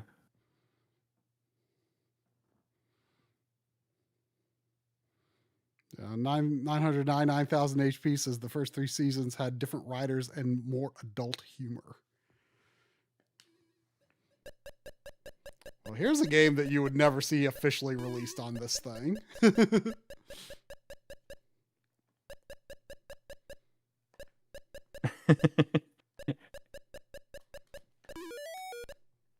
I mean, it looks like he's wearing like a onesie. It does. Well, I mean, it's Atari. What are you going to do?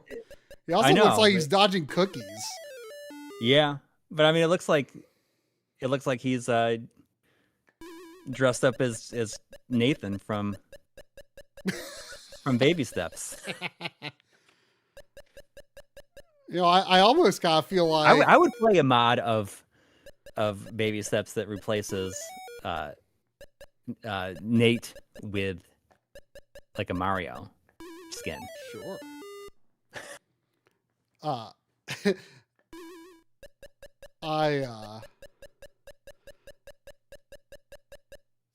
almost feel like I should have made the cookies on Twitch modeled after these barrels. Yeah, where them. Oh.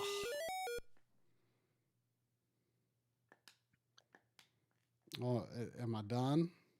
Is it over? I finally changed my Nintendo Switch user Nintendo icon to a Super NES controller. Oh man! No more peeking out the side. Aww. The empty space in that icon would always annoy me. That was what was great about it, though. Yeah. I don't know. I need something that's more like that's closer to Arthur.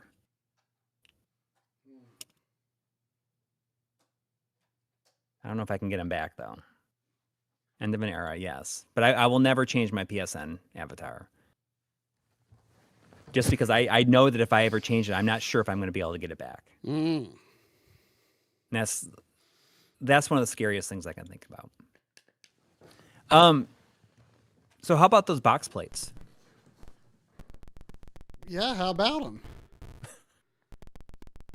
This is Hot House, by the way. I believe I said to difficulty B, for whatever that's worth. I need, like...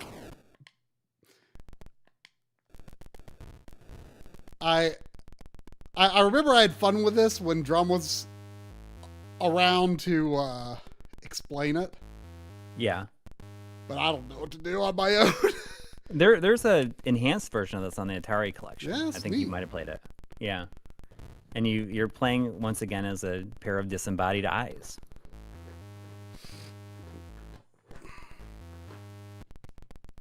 But anyway, yeah, you made that box plate video in like a day. What? But you had the script written. I'm saying like the actual production of it was like a day or something like that. No, it was more than that. But what was interesting about it was so I wrote the script the day before the analog 3D showed up. Right. So obviously I wasn't like going to produce it right away. Right. But at that point you had put a lot of that building aspect of it had already happened. Like right. So I had shot a lot of footage. Yeah. But I was just like, I don't know when I'm going to make this. But like, I was sick. I was just like tired of having them on my PS5, to be honest. So I was just like, I didn't even, like when I woke up on Tuesday, like the thought had not yet entered my mind that I'm like going to make this before the new year. Yeah. You know, like I was just like, I don't know when I'm going to do this. I wrote the script, but I don't know when I'm going to do it.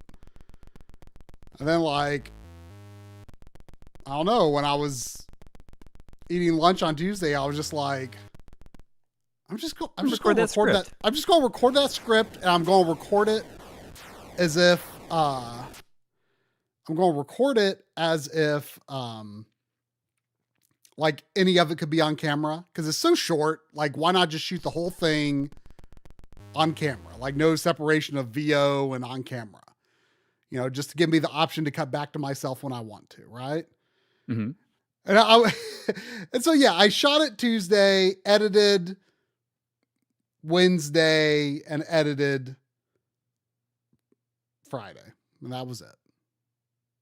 And shot additional footage and stuff, right? On particularly on Friday, but yeah, it came together quickly. The first time we've released a video under 10 minutes since 240p on the 3DO in 2018. Yeah. Which I made as soon as we got back from shooting the EGM stuff. That's true. That's how long it's been. 240p. Did I get that? You did. You got it. You got it at that swap meet. You got it at the swap meet where we wouldn't have gotten Ken or Ray or Terry without that swap meet where you got the 240p 3DO. All comes full circle, right? Yeah. Yeah, you did get that there. That's also where I got Vagrant Story and Panel de Pawn and a sealed copy of Greatest Hits Jack 2. Isn't it wild? You can remember stuff like do you remember stuff like that? Yeah. Well, I mean, I just remember the 240p. Yeah, but I remember where I remember what I bought at that event. Like some events I forget. Yeah, I got Bonk's Revenge at that event. I already had Revenge. I got Bonk's Adventure at there. And I also got Galaga 90. Joe talked me into getting Galaga 90. He's like, oh, you should get this. Oh, yeah. And I've looked at it several times since then. Well. I wanted to buy it at Midwest Gaming Classic this year, but by the time I went back, it was gone. What? Galaga 90. Oh, yeah. I wanted the booth. I only buy HuCard for TurboGrafx and PC Engine usually, but they had a HuCard only copy at the booth where I got Shine in the Darkness and Gain Ground. Why do we remember stuff like that? I don't know. It's just like so easy to remember stuff like that for us for some reason. Yeah, where you can remember. It should be hard like to everything, all this information surrounding it. Yes. Like all these like little nuances, but then it's like, well, what did you do last weekend? And I'm like, I don't know. I mean, like literally, I don't think I could tell you exactly what I did last weekend the entire time. But I can remember, I remember sitting in the car before we filmed those interviews when it was things were getting set up over at the printing building. I remember us sitting in the car and just wondering, like, are we going to get to do this? Are we going to get to do this? Because it'd be crazy if we did. And I just remember like what it looked like outside. But I mean, what did I do on Thursday? I don't know. Yeah. Sometimes I'll think real hard, like, gosh, what did I eat 2 days ago? Yeah. It's like, what did I eat? What did I eat? I don't know. But I had a big thought, like when we had so before the stream tonight, I was at a friend's house. It was their birthday, and they just had our kids are all friends, and we were just out over there hanging out because it was his birthday, and they had cake and they made dinner. And one of the people is a college professor, and he talks about taking notes, like about how one of his students was complaining about how there was no PowerPoint or something like that. Like the teacher did not provide, like one of their teachers did not provide a PowerPoint. Mm-hmm. And they didn't. Wait. So teachers normally, like, when you say provide a PowerPoint, like actually give it to the students to just give the slides to the students. So yeah.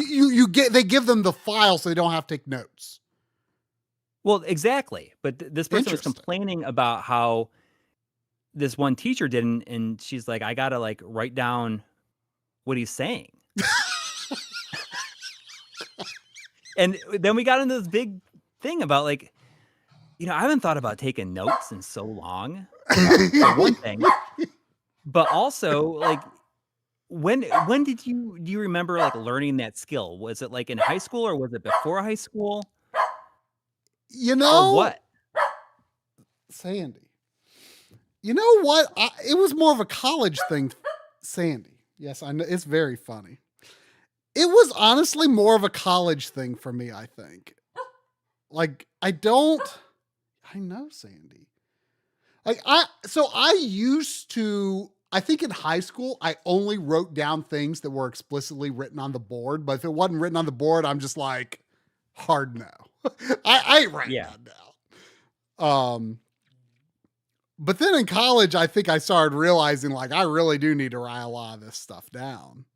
Yeah, and it makes you like listen to it was. I But definitely I did better and I did much better in college than high school. Like my GPA was much higher in college than high school, and probably because I was better at writing notes and I like wrote down more than what was written on the board. But I was sitting there and we were talking, and the idea of going to a lecture and taking notes, in my mind, I'm like, that sounds really fun. It sounds really nice. Does it? And I'm like, well, how can I like make that into like, how can I scratch that itch in my real life? I don't know, man. And I'm like, you know what I'm gonna start doing? So I'm gonna get a notebook, and when when I'm playing a game, I'm just gonna like take notes of all kinds of stuff. It doesn't even matter. Like just write it down by hand. Oops, I didn't actually mean to launch a game.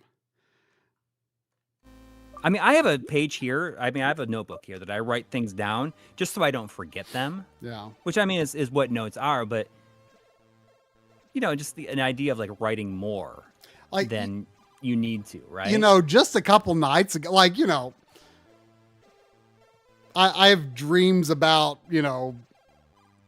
college and high school and stuff like that all the time, right? Do you ever have dreams where it's like you haven't been to the school all semester and you got your final? Well, I mean, everyone has that dream too, but do you ever have one where it's like, you're like the age you are now, and for some reason there's just this like unknown, like I don't know what the reason is, but like, it's just like, okay, at this age, you have to go back to high school for like, a half a year or a year or something. Like for some reason, I don't know, you turn 40 and you just like, for some reason, there's just like a class everyone has to take when they're 40. And like it's like you and like all your old schoolmates are there, but you're like 40. Like that. I have that dream sometimes. I had that dream not long ago. I've never had that dream before. But I had a dream just like 2 nights ago. And I mean, this is a dream I have where it's just like, it's like the very end of college. And it's just like, I can't believe I will never have to go to school again, ever. I'll never have to go to a class. I'll never have to do that again, ever. I don't especially have a desire to do classes again. Sit in the lecture. I mean, I've thought about like notes. how I would actually think it would be kind of fun to go back to school. I don't know. If I could not find work in video, I would probably go back to school. And it doesn't sound like the worst thing ever. It sounds expensive. Yeah. I mean, I looked at like taking Japanese classes, like at a college. Yeah. But like when I realized how much it was going to cost, I was just like, oh no, there's other ways to learn that. Right. But I mean, not just going for like one class. I mean, just going to like get a completely different degree. Yeah. In something. So on here, this one has a whole bunch of options here. Yeah. So yeah, this one has like a full menu like any other mini. So I was just like lightly testing it out earlier. And I was just stuck with the Pixel Perfect. You know, unlike the this scales much better if you. I'm not using the RetroTink now, but I tested it out. Like this scales much better with the RetroTink. You could very easily get like a perfect aspect ratio with this through the RetroTink if you want to. Because it's got this Pixel Perfect mode that works great. But you know, I'm not familiar with Commodore games really, so I don't really know what the aspect ratio should look like. But like, I believe a lot of games were really kind of designed more for Europe first. And when I look at the shapes on this European one, like it looks kind of correct to me. Obviously, things are not going to be integer sized if you do the 4:3 options. I think that North American looks too skinny personally. I don't think this Pixel Perfect looks too wrong compared to the European 4:3. So I'm just gonna stick with that. The CRT, it's just you know, blurred and scan lines. It gets the job done. It's not a great implementation, but it could be bad, and it's not bad. So this also has a classic mode. Like you can, like I'll show you. Like I guess, like can you like create something on this? Can you make a program on this and save it to something? I wonder. Like, could you do real deal Commodore programming here? Probably. Now one weird thing on this one. So I've got this controller here. It's, you know, it's got stick. It's very clicky. Hopefully it won't be too annoying. Two buttons on the two big buttons on top. I assume this is like maybe similar to like an actual official Commodore 64 controller that was available at the time. I don't know. There's like two little triangle buttons here, and then there's 4 buttons on the bottom. And the far right one is like the menu, so you can. What's it, if I go on media access? Oh yeah, you can put your games on SD Correct. card. So this can play any Commodore game. So we're going to exit to carousel mode, just like this. So yeah, I just grabbed some stuff. I'll be honest with you. This is probably mind blowing to you, but I have like 2 flash drives, and they're like, I don't know, 20 years old. Like I don't have a lot of, like, I don't know. I just don't use flash drives. So like the flash drive I was trying to use has like 1 gig on it. It's like a 1 gig flash drive. So, I wasn't able to put a lot of stuff. So I just grabbed this folder from, you know, who knows where that says CRT. I don't know what that means. I don't know what, like I found some things on here that seemed like homebrew, some things that seemed like probably actual old games. I don't know. Like, look, cartridges. These are the cartridge games. But okay, so like some of these might be both homebrew and actual old games. I think most of these are actual old games. Okay. Is it Last Ninja? Like, aren't these games like kind of something? Yeah. Are you gonna play one of the? Did they just boot? I'm just curious if they boot. They just boot. Right like I only tried loading 1 or 2 earlier, but yeah, it just boots. Is the keyboard usable? Can you actually use it? No, it's entirely cosmetic. You cannot click the keys, so you have to use a USB keyboard. Easy Flash version. You do have to use a keyboard if it requires but you can use a USB keyboard. I haven't tested it, but like if you can bring up a virtual keyboard. So if I want to start playing The Last Ninja, I guess I can just do this. Right. And then I can okay. Close it. Yeah. We'll go back to the main menu. I'm just curious what's on it. Well, I think it's mostly how do I start the game? Do I have to do something on the virtual keyboard? Like, do I hit? But again, I have to go down to start the game. How? Go figure. Do I need it? Oh, maybe I have to like use the keyboard to like arrow down. Oh, I do. So this is a game where you like. I'll bet a lot of these games you would want the keyboard. So hit enter. Okay. Oh, wait. What? Oh, here we go. Okay, so PLAION is an Embracer Group company. Right. So I don't know why they say it's Atari stuff. They must because they're working with Atari for it, obviously. Like so right here, it's like I was just like looking at a press release about this. PLAION, Atari, and Bandai Namco Entertainment announced the Atari 2600 Plus Pac-Man edition. So it's like they're all like the Atari 2600 Plus. There's an Atari 7800 Plus that are just different looking, like on the outside.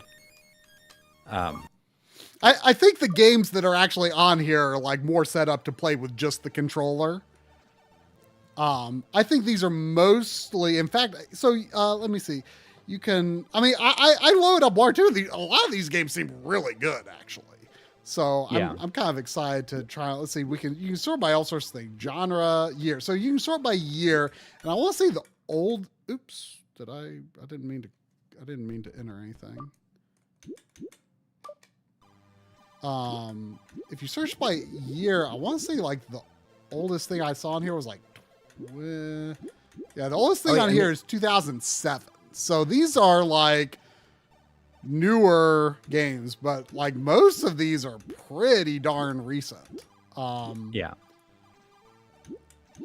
Like if you sort by title, the first one was a Pig Quest, and this seems really good. Aside from the fact that you have to hit up to jump. So I was reading, like, it sounds like you might be able to like do some like weird config file like stuff that would let you use other controllers, but it sounds like it's like controller support is weirdly limited. Like I wanted to just use like an 8-bit DOE or an Xbox controller or something. And I seem to be unable to do that. Well, I imagine that playing a Pig Quest with any other controller would like not be authentic. I'm just thinking about this. Like that title screen looks like it could be like the Wonder Boy title screen. Yeah, but this game requires up to jump, but it seems really good. Like yeah, I'm sure it's really cool. Earlier, like the sound effects of those flies is so realistic that Sandy was like looking for flies. She got up to the speaker. She's like, "Oh, where is it?" But yeah, PLAION sent all this stuff to us. I think that I saw on social media they sent some to Metal Jesus also. Oh, so they're saying like, like if you want to like stream any of this stuff, you know, I'd love to have you check it out. And I think they also are doing a. I see that Retro 6502 is saying that PLAION manufactures 2600 plus, 7800 plus, and the Intellivision Sprint for Atari. And they said that they'd be sending us an Intellivision Sprint as well. Huh. And I think I think that they might be doing the Amiga 1200 that's coming out, A1200 or something like that. Interesting. Which is pretty exciting.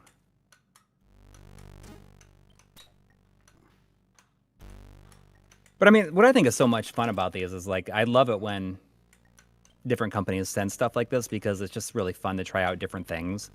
Yeah. I mean, we had some of the best streams ever, like doing the Evercade stuff. Yeah. And we hadn't heard from Evercade in a long time. And then they saw the video that Tri did, or like the stream that Tri did, and then said, "Oh, you know, sorry, we fell out of contact. Do you want us to send anything else?" And I'm like, you guys can send as much Evercade stuff as you want because we will absolutely stream that stuff, and it's so much fun. I love. And then we just didn't hear anything else. Maybe they're just busy with the holiday. I missed out on. If you're listening, Evercade, I missed out on Windjammer's Karnov and Friends, and I kind of want it just because it's called Windjammer's comma, Karnov and Friends, ampersand Friends. Ooh, is that armor from up there?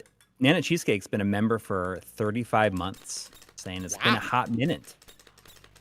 Hope you boys have been doing well. I'm curious about how what experience Tri has with the C64 library. Oh, and happy Sunday. Like basically none. Like Tanai is definitely going to be like my most exposure. The closest thing I would say is that before I was born, someone talked my dad into. He's like, oh, you need to get this like Commodore VIC-20 computer. It's like, You should let get you do that. so much stuff. Mm-hmm. And you know, my dad was not ready for computers. So he didn't really do anything with it, but like it was there. I sometimes used it.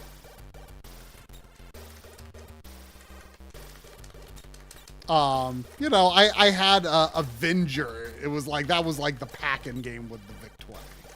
It was just a Space Invaders knockoff. I mean, pretty much literally just straight up Space Invaders. My brother had a C64, so I played that a bunch. And we had a friend of mine, older brother, had one as well, and he knew how to copy games. So really my main experiences with the C64 were the Epics games, summer games, winter games, etc., California games, and basically that and Spy Hunter. Spy Hunter was like the big one that I played on it a ton.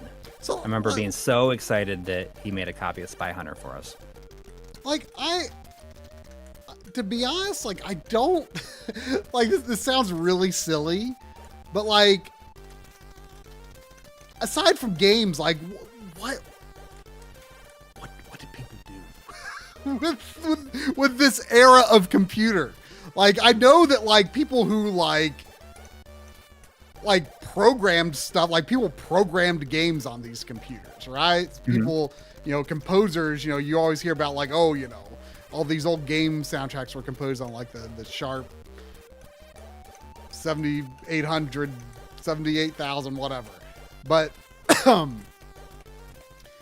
like what did like people like, what did your brother have a Commodore 64 for? Like it was not primarily for games. Like that's not why It was totally for games. Was it? Like I mean, I don't know. I don't know. Was he able to do, like? Listen. I don't know. I don't know like how he. I have zero idea how he ended up with one. And I'm sure that we got it, but I mean, I'm sure that it was not like passed down to us or anything like that because it was still fairly new. We got new games for it. Yeah. But I can't tell you like if it was a Christmas gift that somebody wanted. That should be like I should ask my brother about that because I don't know. I don't know why we had it, just that we did have it and it was in my brother's room. People who were not programmers like had computers, but like what did people do with them before, you know, Windows computers? Like what did you do with a computer before that? Like I literally just like, if you weren't a programmer, like, you know, they show like, oh, I'm organizing my finances. And it's like, are you really? Do you? Like, is that what you're doing? Well, I think it would be interesting. I should ask my brother, like, if he had to talk my mom into it or if she was talked into it. And because how much were Commodore 64s, like when they were, how much did they release at? Can anybody tell me what like the launch price of a Commodore 64 was? No idea. Because that's just a total blind spot, and I'm only realizing it right this second.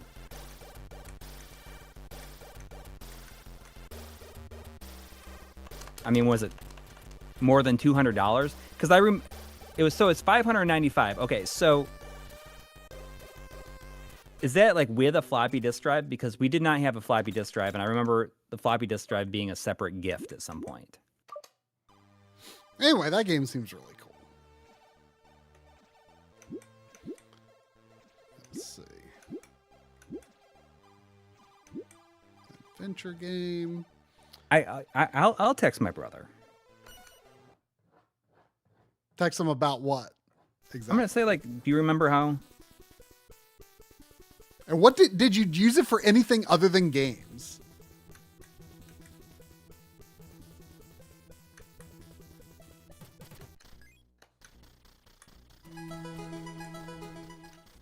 Look at this really smooth explosion effect.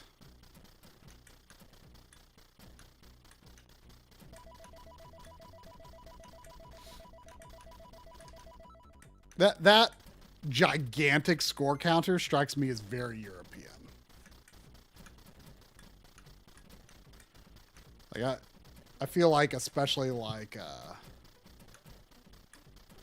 16-bit European games had like gigantic numbers at the top of the screen.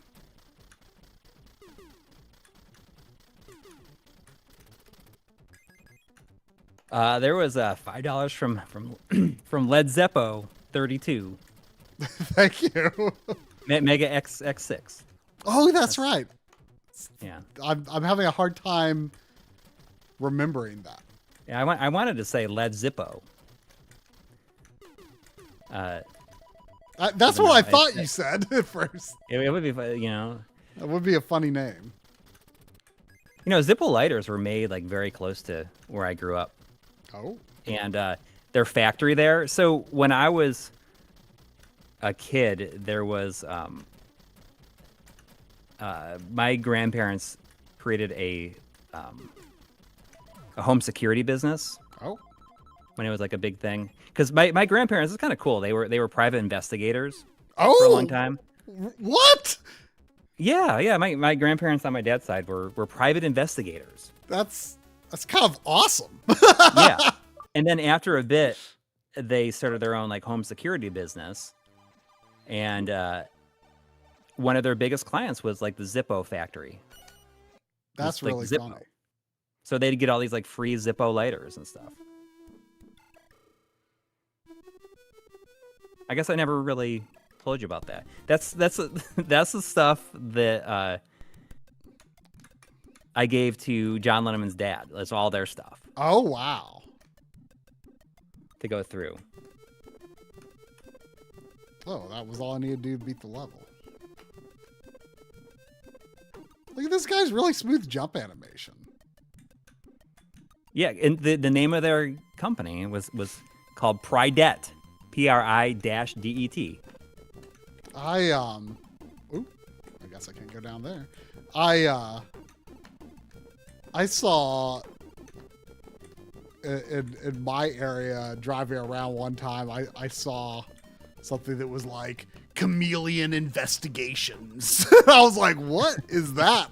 I had to look it up. That's private investigator. It's like, yeah, it's kind of neat. I have a Pridet sign, like on the back of my basement. Do you think it's like a Windows like sign? Yeah. Do you think the Carlsons still have some old enemies out there? I don't know. I mean, they never told me very much about it, but I do know that they like talked about like how they would do like stakeouts and stuff. Seriously. That's amazing. Like, I can't believe you never talked about this before. Well, it's just one of those things that I haven't thought about in so long, right?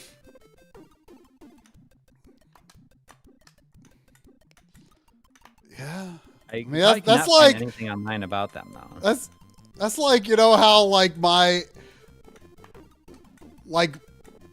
great uncle like supposedly killed a man. And just like watch him die. And like I have no idea whether it was, you know, like if it would have held up in court or not, but like I think just like fled to Washington State and, you know, just, well, that was the end of it. They ain't going, they weren't going to go get you out there, I guess, you know? Yeah. I remember meeting him one time when I was 9, and my mom was like, yeah, I don't think that was actually his real name. Like, it's like, oh, okay.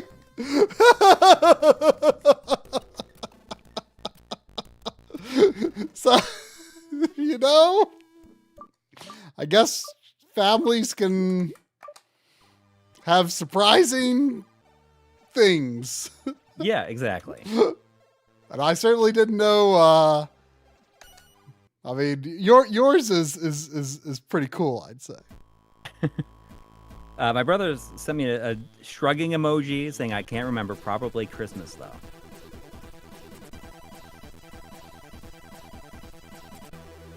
I mean, I can't believe my brother doesn't remember. My brother can look through would go through our action figures, our old action figures. Like, when we moved out of my mom's house, or not when we moved out, when we moved my mom out of her house, we were going through, like, all these, like, old bins of, like, toys and everything. And my brother, like, knew the name of every single one. Like, how he does not remember how we got this Commodore 64. I'm going to say this is amazing because it was it was like $600. And someone said, is that like that's like $2,000 in today with inflation?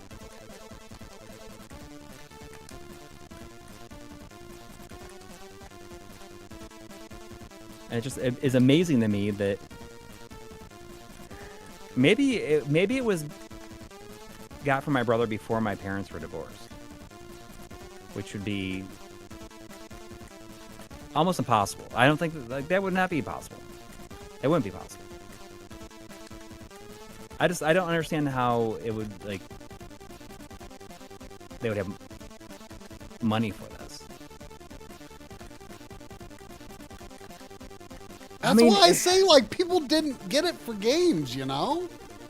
Like, people got it because they thought it was, like, some, like, useful tool. But, like, it's so hard for me to envision people, like, actually using a pre-Windows computer for anything, like, useful. Like, it's hard. I know they did, and it's just hard for me to imagine.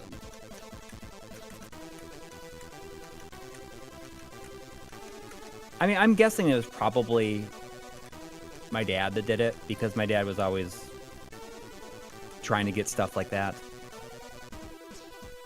Maybe your private investigator grandparents were like hiding something they had to take, and they're like they'll never find it in Adam's room. They'll never think to look there. That makes them sound like criminals. All the secret files. No, they were just trying to keep you safe.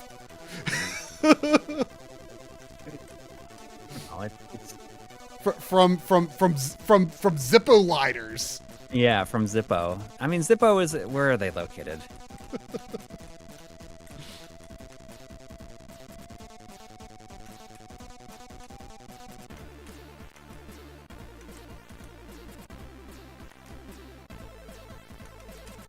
In Bradford, Pennsylvania is where Zippo was located. And that was pretty close to upstate New York where you lived? Yeah. I think the college is St. Bonaventure. Oh. I'd only been there one time, not to the Zippo manufacturing plant, but like that college.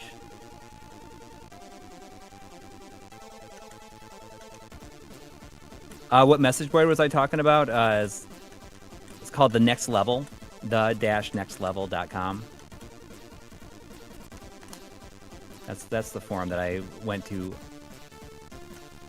like, from college until it's still there, but I think it's closed now. Like, they don't accept new members or anything like that. I don't think anybody posts that. Like, most of those people I keep in touch with them occasionally on the on their Discord. Oh, there's a Discord for old members? Yeah. That's cool. Yeah. Oh, I mean, there's see George. I know George Cody in the chat. Like, I was like, where do I know that name from? I know that name. But yeah, he was a member there, and we've met in person when we would have there'd be like get-togethers every year in New York. Are you a stream regular around here, George? I'm not sure if I've seen him in here before. Yeah, maybe it's been he's a just while. A lurker. Yeah.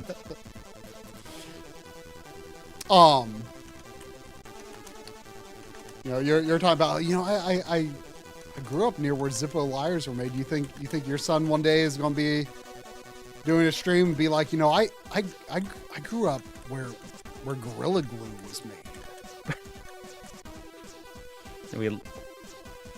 And I live next door to like some high-level executives for Gorilla Glue. Yeah. I used some Gorilla Tape on the little outlet cover for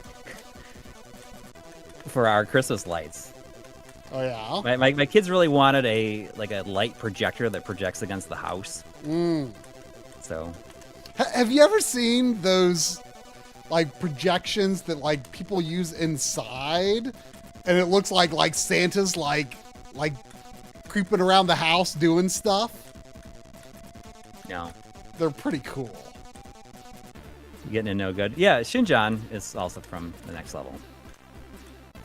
And has been at those same get-togethers in person.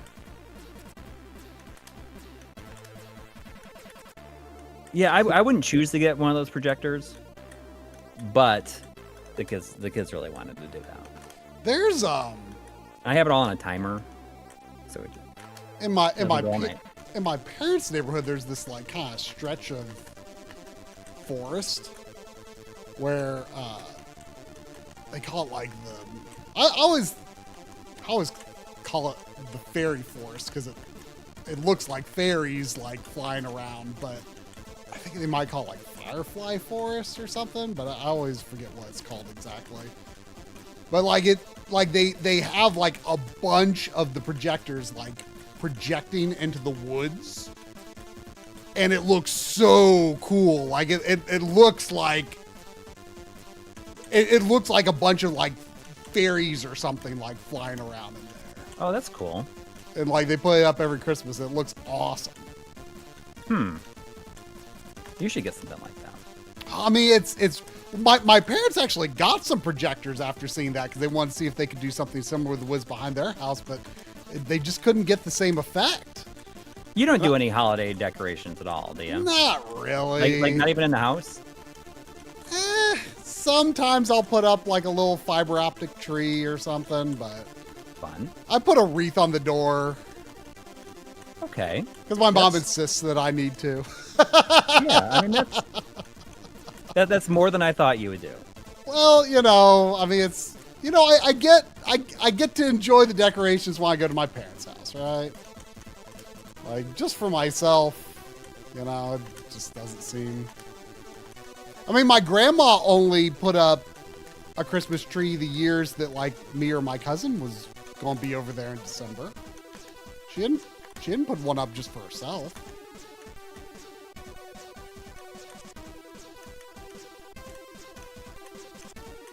I see Maddie is mentioning that she was on a lot of Rent the musical message boards in the early 2000s. And a few members came to my wedding. Yeah, I mean that's, Rent was the first Broadway show that I had ever seen. And only one of two that I've ever seen. My wife took me like on my birthday, the first birthday that we were together for. Because you could go for like Broadway shows, you could go and if it wasn't sold out, they would. I don't know if they would. I think they were really cheap. You could get these unsold tickets. It's like a lottery, and if you entered in a lottery, you could buy these front row tickets or whatever for like $20. So she's like, we're gonna try and do this, and we did it, and we were like in the second row. And that was probably 2000. That would have been like 2005, 2004, 2005.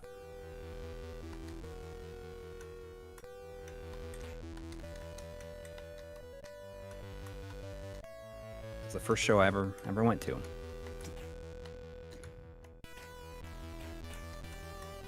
What is this game? It looks pretty cool. Oh wait, how am I trying to figure out what my buttons are here? Okay, that button pauses.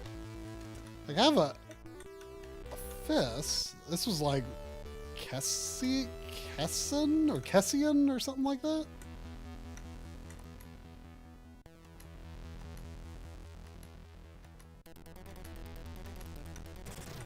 Oh no! Arg! I mean, I had a large CRT in New York before we had a flat screen. We got our HD TV when we got married. My wife and I did in 2008. So up to that point, I had like a 27-inch CRT in the living room, and I've said before, I played. Oh, there we go. I played Metal Gear Solid 4 on that thing, which is kind of funny. I have played Gears of War on it.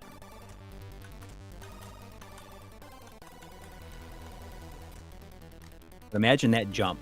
I still remember how amazing it looked going like from playing on that CRT to playing on a 48-inch 1080p TV. Kind of crazy. Oh, look at him rolling down the stairs. Oh, I guess I can do a roll anytime.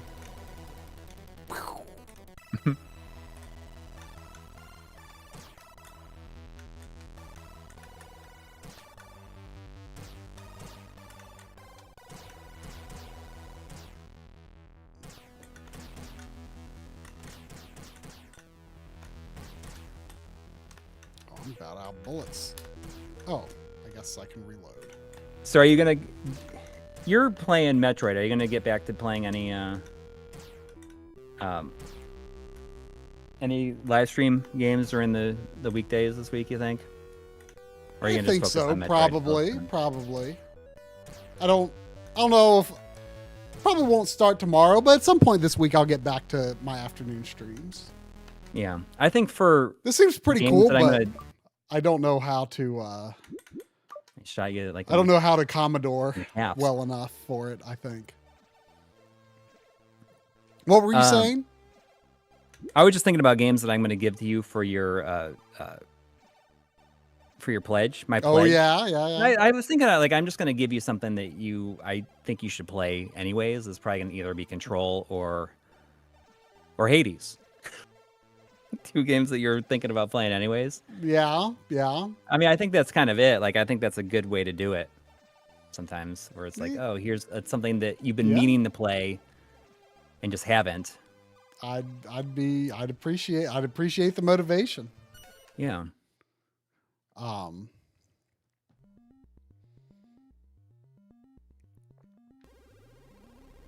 DKC. There was like a PS5 Pro update for Control. Yeah. Recently. And it added HDR, I think, and other stuff. Yeah. I actually have the Xbox version, but I kind of wanted to keep an eye out for a cheap PS5 copy because of that. Hunter's Moon. I mean, that's very similar to what you did for me this year, where you told me to play Resident Evil 4. Where it's like, here's this game that came out last year that you haven't played yet. It wasn't. It was older than that, wasn't it? Well, I mean, it came out in. Did it come out in 2023? Yeah, probably. I don't. Yeah, I mean, it's just a game that I had put off for a long time. Did that? Yeah, it seemed like a surprisingly major game for you to have not played yet. Yeah. I mean, that's I think a good way to do this kind of stuff, like the suggestions. Like, okay, well, I might could look for something like that for you. Maybe it can be Metroid Prime 4. No, don't. Let's not. I mean, you can if you want. Not from the literal year that just finished, but like, yeah. It has to be at least from 2024 or earlier. I don't really understand what this game is about. Ooh, You it's should play Magic Iridium or 2. Whizball. Iridium or Whizball. At first I almost said Rizball. Wait, what? What do you see? Some Kaylee Gamer is saying play Iridium or Whizball. Iridium is with a U though. Or Whizball. Whizballs. Well, it doesn't seem to be on here. So let me. Iridium with a U? Yeah. Or maybe it's not on there. I don't seem to have U's on here. I mean, I just like grabbed a random folder and whatever. I do not know what's in here. What? Yeah. Unfortunately, yeah, I don't think my letters Right, go that low. Just play the games that are on it then. Huh? Is Cybernoid on it? Cybernoid. Oops. What did I press? What am I loading? Jukebox.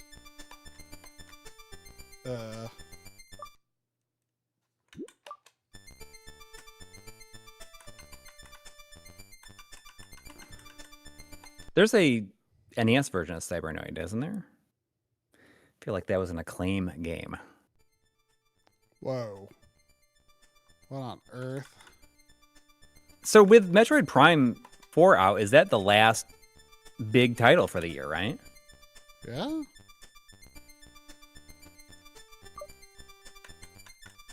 I have no idea. I'm desperately wanting to play here. Lost Odyssey, but I don't know if I'm going to be able to play Lost Odyssey this month. Yeah, I wanted to do either Ease 8 or Clair Obscur, and it's just not going to happen. Yeah. I want to play It's Magic 2. That looks fun.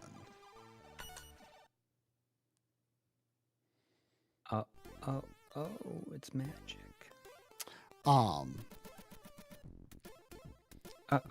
It's magic too. Well, what was I going to say though? Try play Jade Empire like 2 years ago. Yeah. Or was it last year? I did play it though. It was a pledge game 1 year and I played it. But I need to finish I need to beat the final boss in Sekiro. Yeah. And do the final dungeon in Wild Arms 4. But that'll be I think like after I do those two things, like the only other major gaming I'm probably going to do like off stream is finishing Space Station Silicon Valley, or I could do that on Twitch streams. There you go. I mean, I might just do like some, maybe what I'll do for the rest of this year is just some kind of like unfinished business on the Twitch streams. Yeah. And I'll get back to the indie games in January. Yeah. You should make a title graphic that says unfinished business that we could both use, where it's just games that Sure. That's a good one. I can do that. Unfinished business. You got to spell business BIZNISS. Business.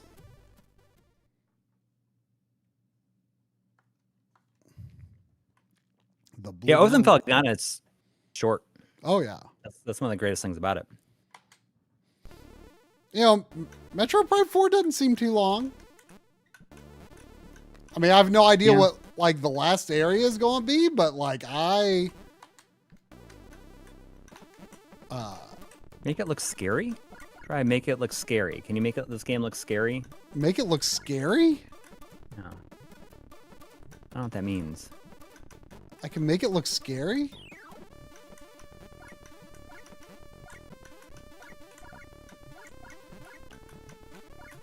So Maddie thinks Diablo is cute and this is scary? Yes. Oh, make the unfinished business image look scary. Oh, okay. I mean, I'm thinking of it, you know. Ding dong.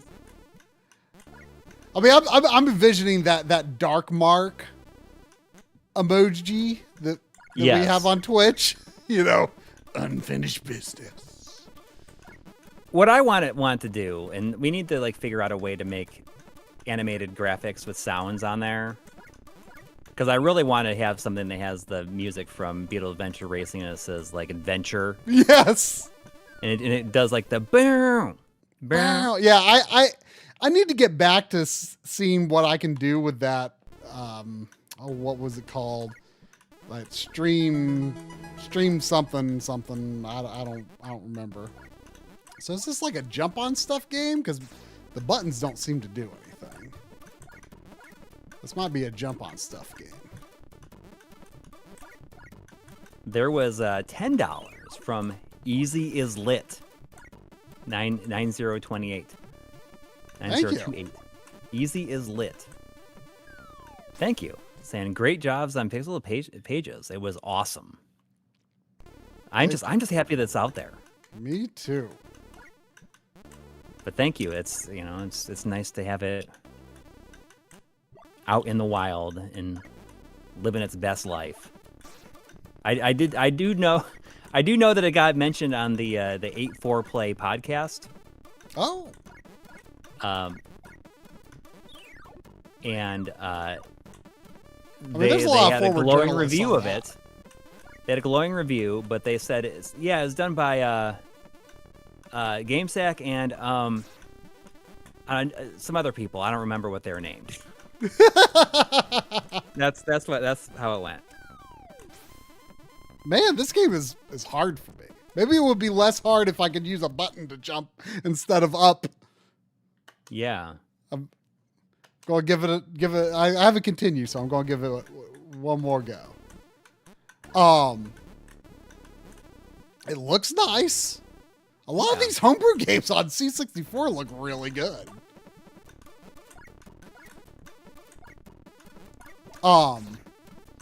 You know, something I was going to say when you were talking about, you know, how quickly the box plates video came together.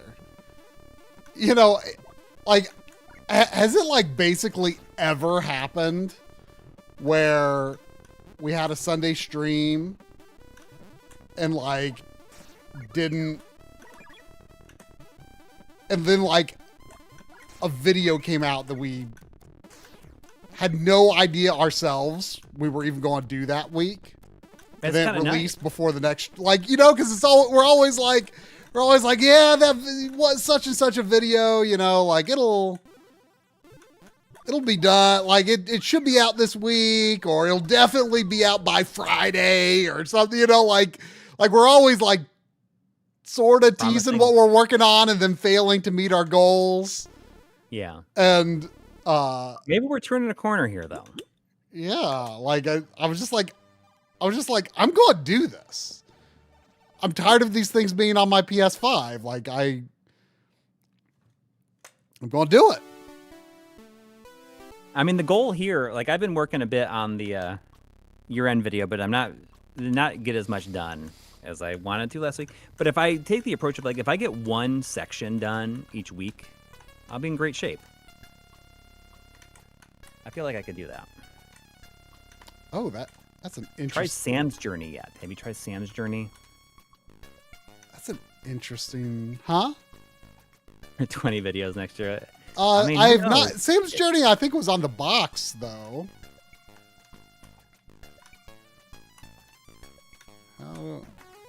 I have just about everything captured. I mean, I have everything captured except for.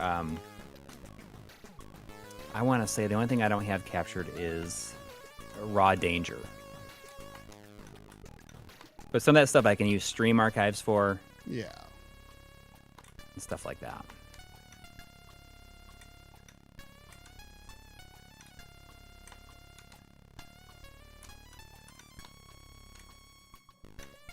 I kind of like how this guy's jumps like don't actually make him go like any higher, really. It's just like jumping over a gap, right? That's kind of neat. Oh yeah, yeah. That's more realistic, right? Yeah. That's right, Rod Danger.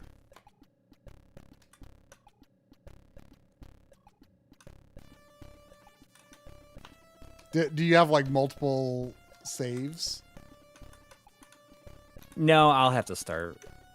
I'll have to load up some stuff, and I might have multiple saves, but I think it's gonna be a problem to remember how to play it. I should have really recorded stuff early on, but I only finished like one story, so it's not like I'll be able to talk about it for a really long time anyways. Yeah.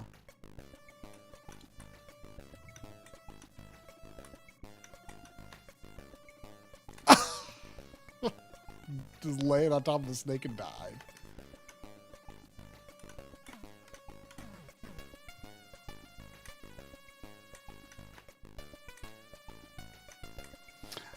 Seems neat. What was someone recommending? Sam's Adventure? Yeah. There, or Sam's Journey. Action-packed platform.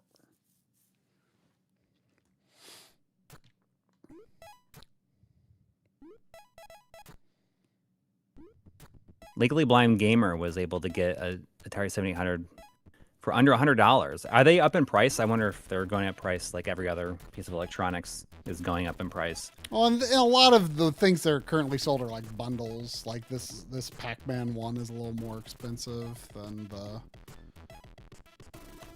Aren't you so happy you built your newest computer when you did, though, with the prices the way they are? Yeah. I've been watching the RAM that I bought.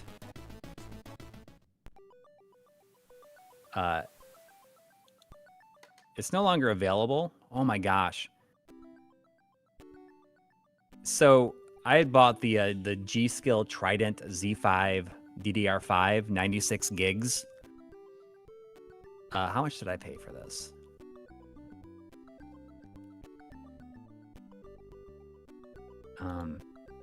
Those 96 gigs at the time were $339. And this was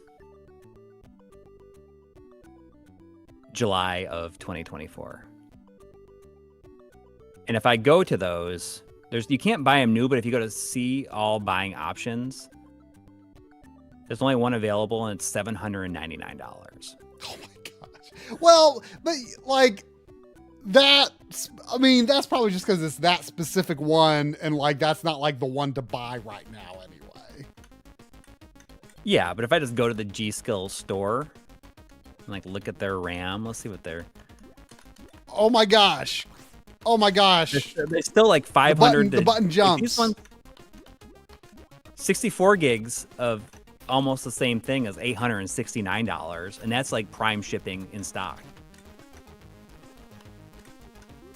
32 gigs. Oh wait, no, it doesn't jump. It was just for swimming. Oh no, up and still jump. Like, is this just like an unspoken rule for Commodore 64 homebrew? Are you weak if you make your game have a button to jump?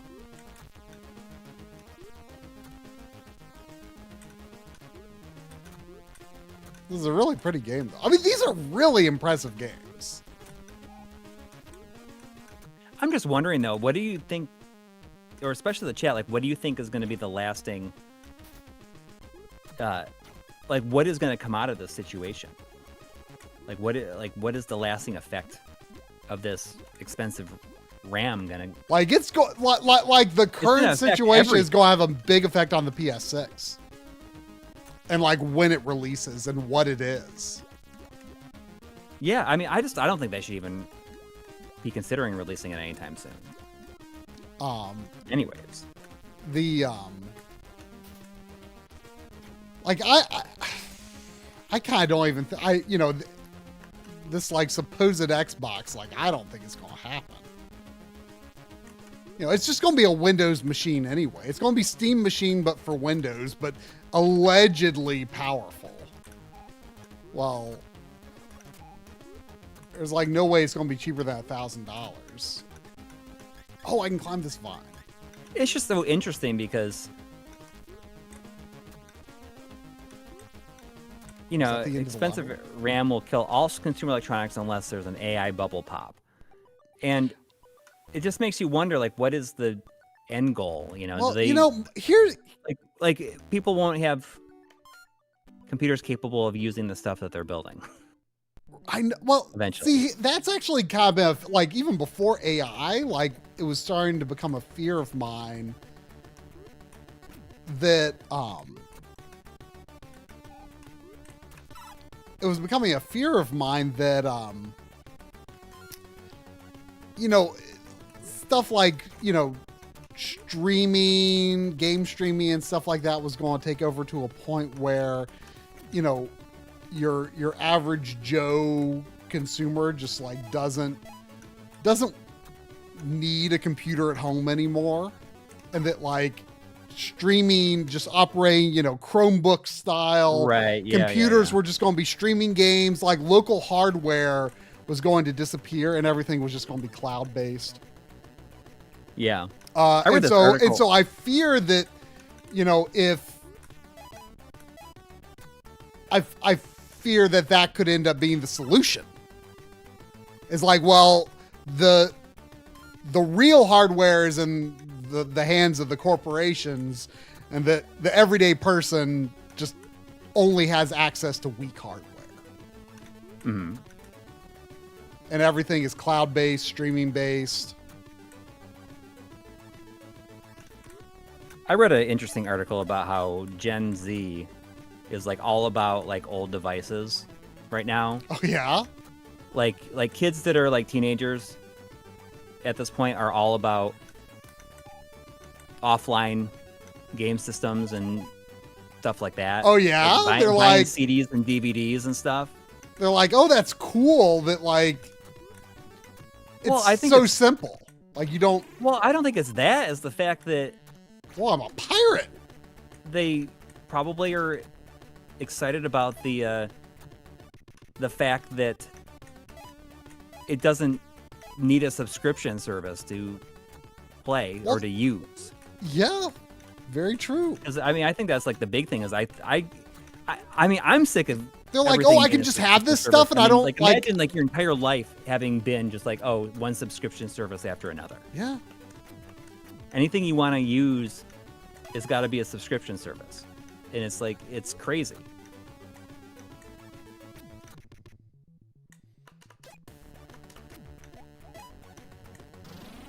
Notice a trend of young people being into dial-up. How can you be into dial-up? Yeah. I mean, do they still make modems for PCs? Like phone line modems? Like, does dial-up actually function today? Yeah. Can you have a dial-up service? I bet you can't, because probably at the very most, or at the very least, people are like using like Wi-Fi hotspots. Yeah, well, and my like my parents like ISP and stuff, or like it's their ISP and TV, right? Mm-hmm. But like they don't even deliver cable, like traditional cable. Like it's all streaming now. Like all their TV services are like my parents get TV through a Fire Stick with the services purchased through the cable company. Yeah. Like that's what TV is for them now. Like, yeah. And so like, and I'm sure that the phone service, which my dad is trying to convince my mom to get rid of, but she's like, oh, I don't know. What if there's an emergency? Well, but a lot of that stuff, well, even if there is an emergency, that stuff won't work because it's all like voice over IP now. Exactly. And it's still like, and that's why I told him, I said, look into that. I said, I don't know if it's like if you have like actual real like landline or if it's just voice over IP. Like look into that. If it's just voice over IP, like I don't think it's actually the safety net you think it is. Right, because if your power goes out, you still lose access to it. Yeah. It's funny because I was just talking to my kids about this same thing recently. we were. I mean, my daughter was like, "Why don't people have home phones anymore? When did you get rid of your home phone?" It's like, well, my wife and I never had a home phone when we lived in New York because we just had cell phones, right? And really, even that. No, there's no reason for us to have that. To have a home phone, like it just was not hooked up. Especially if you're just renting an apartment, then there's just no reason for it. Yeah. Anyways, it just like got me thinking about how, and I mean, I guess it's like probably not something you think about as much, but just the fact that if when someone's on the phone in your house and someone could pick up a phone in the other part of the house and they could just like listen in on the conversation. Oh yeah, that's kind of creepy if you think. Right? About it. It's kind of amazing that was a thing for so long. Even a thing, right? Yeah. Like, I don't know, at the time I didn't think it was weird, but like now it's kind of like, oh, like I don't want that. Anybody could just pick up the phone and like listen, like, you'd know that they pick up the phone unless they were real quiet about it, right? Right. And like listen to the conversation that their sibling was having with their friends or something.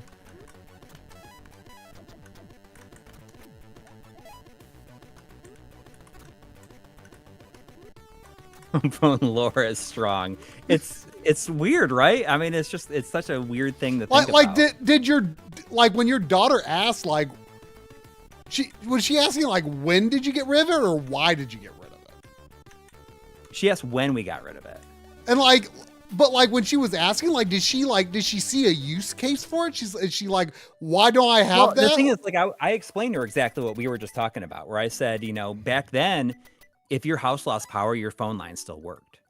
Yeah. Unless it was, like a wireless one that needed to be plugged in as well. It's just, I don't like this. It's hard for them to understand that stuff, right? Because they have no context at all for it. I thought about it a lot when I was watching when I went to see that Five Nights at Freddy's movie yesterday. I didn't realize this, but the movie takes place in 2002.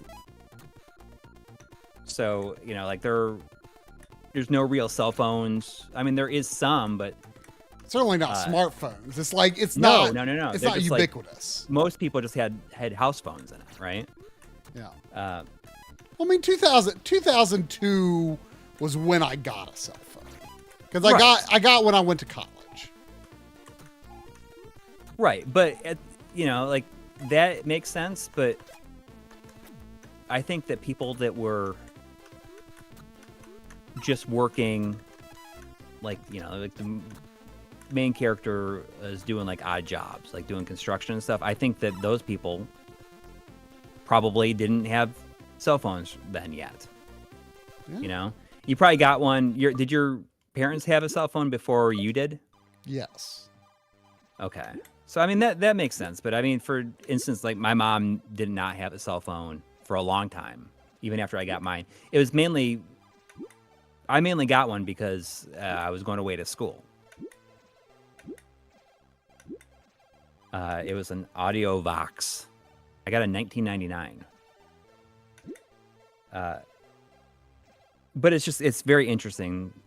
My kids have no context for that. But she was just like, why did you get rid of it? Or why didn't you get one? Because it was more of a hassle to get that and set that up in New York. And why have that extra bill?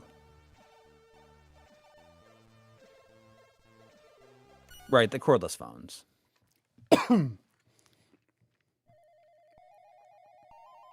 I mean, when I was a kid, all of the phones in our house were like the rotary dial. Did you ever have a rotary dial one? My grandma did, but I don't remember ever having rotary dial at such a funny thing, honestly. Like, very tactile, and it was a big deal when we got our phone service upgraded so we could use the tone dial, because rotary dial uses pulse. I think is that when you turn it, when it goes back, it makes this pulse sound. That I think that's how it can tell like what number you've put in, right? Instead of just like a tone. Like there's pulse and tone. But those phones, you know, when you turn it, like there's something like very tactile and kind of cool about them now.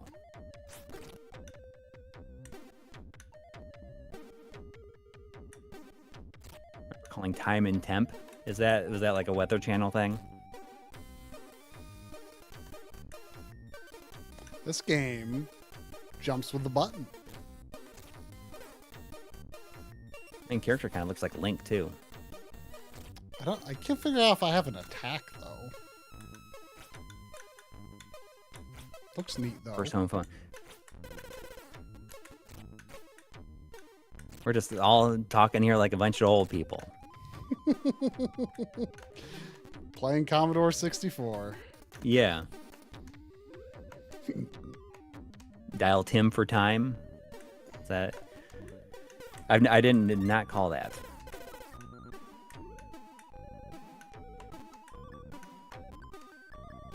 No joke. Lonely people used to call the time and weather number just to hear someone talk to them. That's really sad.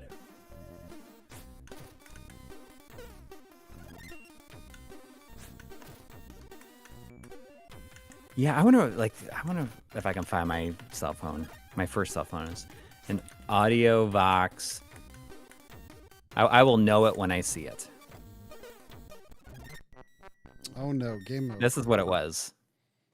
If you look up the Audio Vox CDM 4000. The Audio Vox CDM 4000. That was my first cell phone. I can get a pre-owned one off of eBay for $11.04.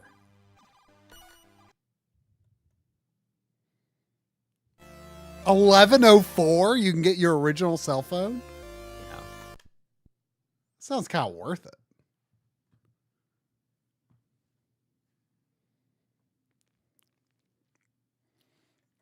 Then I got a flip phone. The last non-smartphone I got was like a LG Chocolate or something like that. Is that what it's called? The LG Chocolate? And it kind of opened almost like a Matrix phone. That's creepy. That might be around here somewhere, actually. But if you look up the LG Chocolate, that's what it is. Like the bottom of it slides out. I mean, it's kind of awesome. Mine was blue though.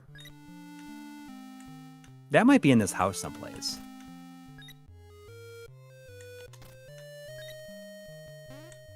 So the thing that my daughter wants for Christmas though is she wants an old digital camera. Oh.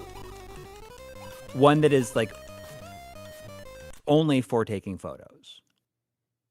I have one. My mom has one. Yeah? Yeah. Where it's just like uses SD cards? Or like mine uses like some like proprietary like Olympus competitor to SD cards that obviously was a failed format. Yeah. I think it was like the Kodak like Cyber Shot or something like that she was looking at. It's well, just anyway, like, I gotta say I think a lot of these newer Commodore games seem really neat. Like people are making some interesting. How many games are on this? Like 25. Looking, so it's something like that. I think here we can count. 1, 2, 3, 4, 5, 6, 7, 8, 9, 10, I'm not sure exactly what made her want that. I think that she likes how they look. Like the lower resolution is. I mean, it's just what I was 25. saying. Like these like kids, like they want something that like she likes the idea of having. But see, like to me though, like film is like what has the character. Like old digital, like the low resolution of a digital camera, like doesn't have an appeal to me per se. But unless it's like an old like an old photo like posted on a website or something. I guess that can be nostalgic, but I don't know. Well, maybe she's like working back to that. I mean, she doesn't have any kind of. I mean, shooting on film is really fun. I think. I shoot Polaroid occasionally, and yeah, there's like a new version of it being sold. Like I had gotten a Polaroid years ago because at my wedding we had our Polaroid camera, and we have all these pictures of everybody at our wedding, like on Polaroids, and it's kind of awesome. Yeah. But that film like went bad over time. Right. There's like a new equivalent thing. And I brought it up like sometime last year, I think. And I was like really tempted to get one. Or either that or the like you can it is like a light-based process. It's not like just printing. If Corn Dog Maddie is here, I remember she said that she has one. Instax, yes. That's it. And I only learned about it because they were doing like a cross promotion with Final Fantasy 14 because you could like get an emote in the game. Or I think they just added the emote. I don't think you had to do anything to get it. They just added an emote where you take a photo and it like prints out. And like, I was like, what is this? And I looked it up and I'm like, oh, like this marketing, this cross promotion marketing is kind of working on me because I kind of want this thing now. Yeah, it's not new. Do you still like it, Maddie? Like, is it, do the photos hold up? Like, do you like using it still? Like, and even all these years after it came out, like you can still buy like the film for it. I mean, that's where the cost comes in because I don't think it's super affordable. But that's also where like part of the appeal of like film and Polaroid is, I think, because like you aren't just like taking a photo is not some disposable thing. Like you stop and think about what you're doing, right? And I think there's something to that. Yes. There was $4.99 from my Jersey 117 with no message attached. But thank you. I assume that you're here. I'm watching. Yeah. But yeah, like that. I still think about that Instax sometimes, and I'm like, that seems. Smoke Monster's backing up, saying, "I wish I'd make a nice Instax wide camera." Yeah. So are they like the smaller ones? Like I would like to get like a full sized. I would want them to be on full-size Polaroids. Well, the proportions are different from Polaroids, and there's like maybe like 3. But they are making new Polaroid cameras, and right? But there's like 3 different sizes of Instax, and like you can get like the wide one is like a printer, and again, as far as I know, it is like a light-based process. It's not like, you know, it's similar to Polaroid. It's a light-based process, an optical process. It's not like. I don't know if optical is the word for it, but it would be with the camera. I don't know if the printer is like, but it's a light-based process. It's not like ink or anything else. Like it's seems to be legit as far as I can tell in terms of the kind of mechanical nature of it. Yeah, I should really look into getting another one because mine broke, the one that I used like at my wedding and stuff. But I had like a kid's Polaroid back in the day, and I have no clue what happened to it. It was fun though. I used to, you know, it's funny. I think about this sometimes how, you know, back then I would like take like my Ninja Turtles and on the coffee table, and I would like, you know, pose them and, you know, use the play sets and stuff. And I'd like make like an action scene. And I would like, then I'd call it a setup. I'm making a setup. And I would then like take a picture of it with my Polaroid camera. And it's like, all these years, I'm still setting up my toys on a table and shooting video. But, you know, like I'm still like doing that. I'm 41. I'm still, you know, I'm still setting up my toys on the table and pointing a camera at them. You know, it's what I'm doing here. You know, it's funny when you look back to like those little things that you never would have thought would have led from point A to point B, and then it's like, oh, like you wonder if like the seed for something was planted Oh, there. 100%.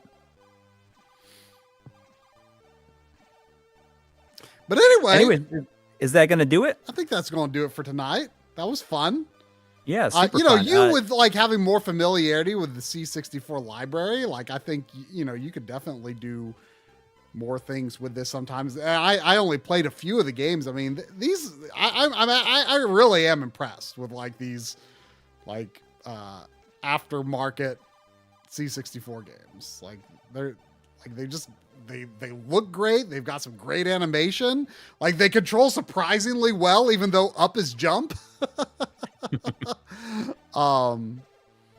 Yeah, I think these are pretty fun. I'm glad I got to experience this. Yeah.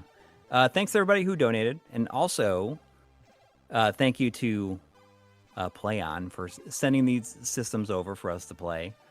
And, you know, you can look up their store on Amazon if you saw anything you like and you wanted to get it.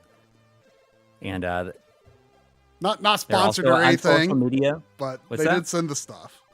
They did, yeah. They sent the stuff, and yeah. I mean, if it seems like something you want, I mean, I think that these like the Atari systems and everything is so much better than like the flashbacks that were coming out. Oh it's yeah, amazing how much better it's gotten. Yeah, it really is like a replacement for the original version.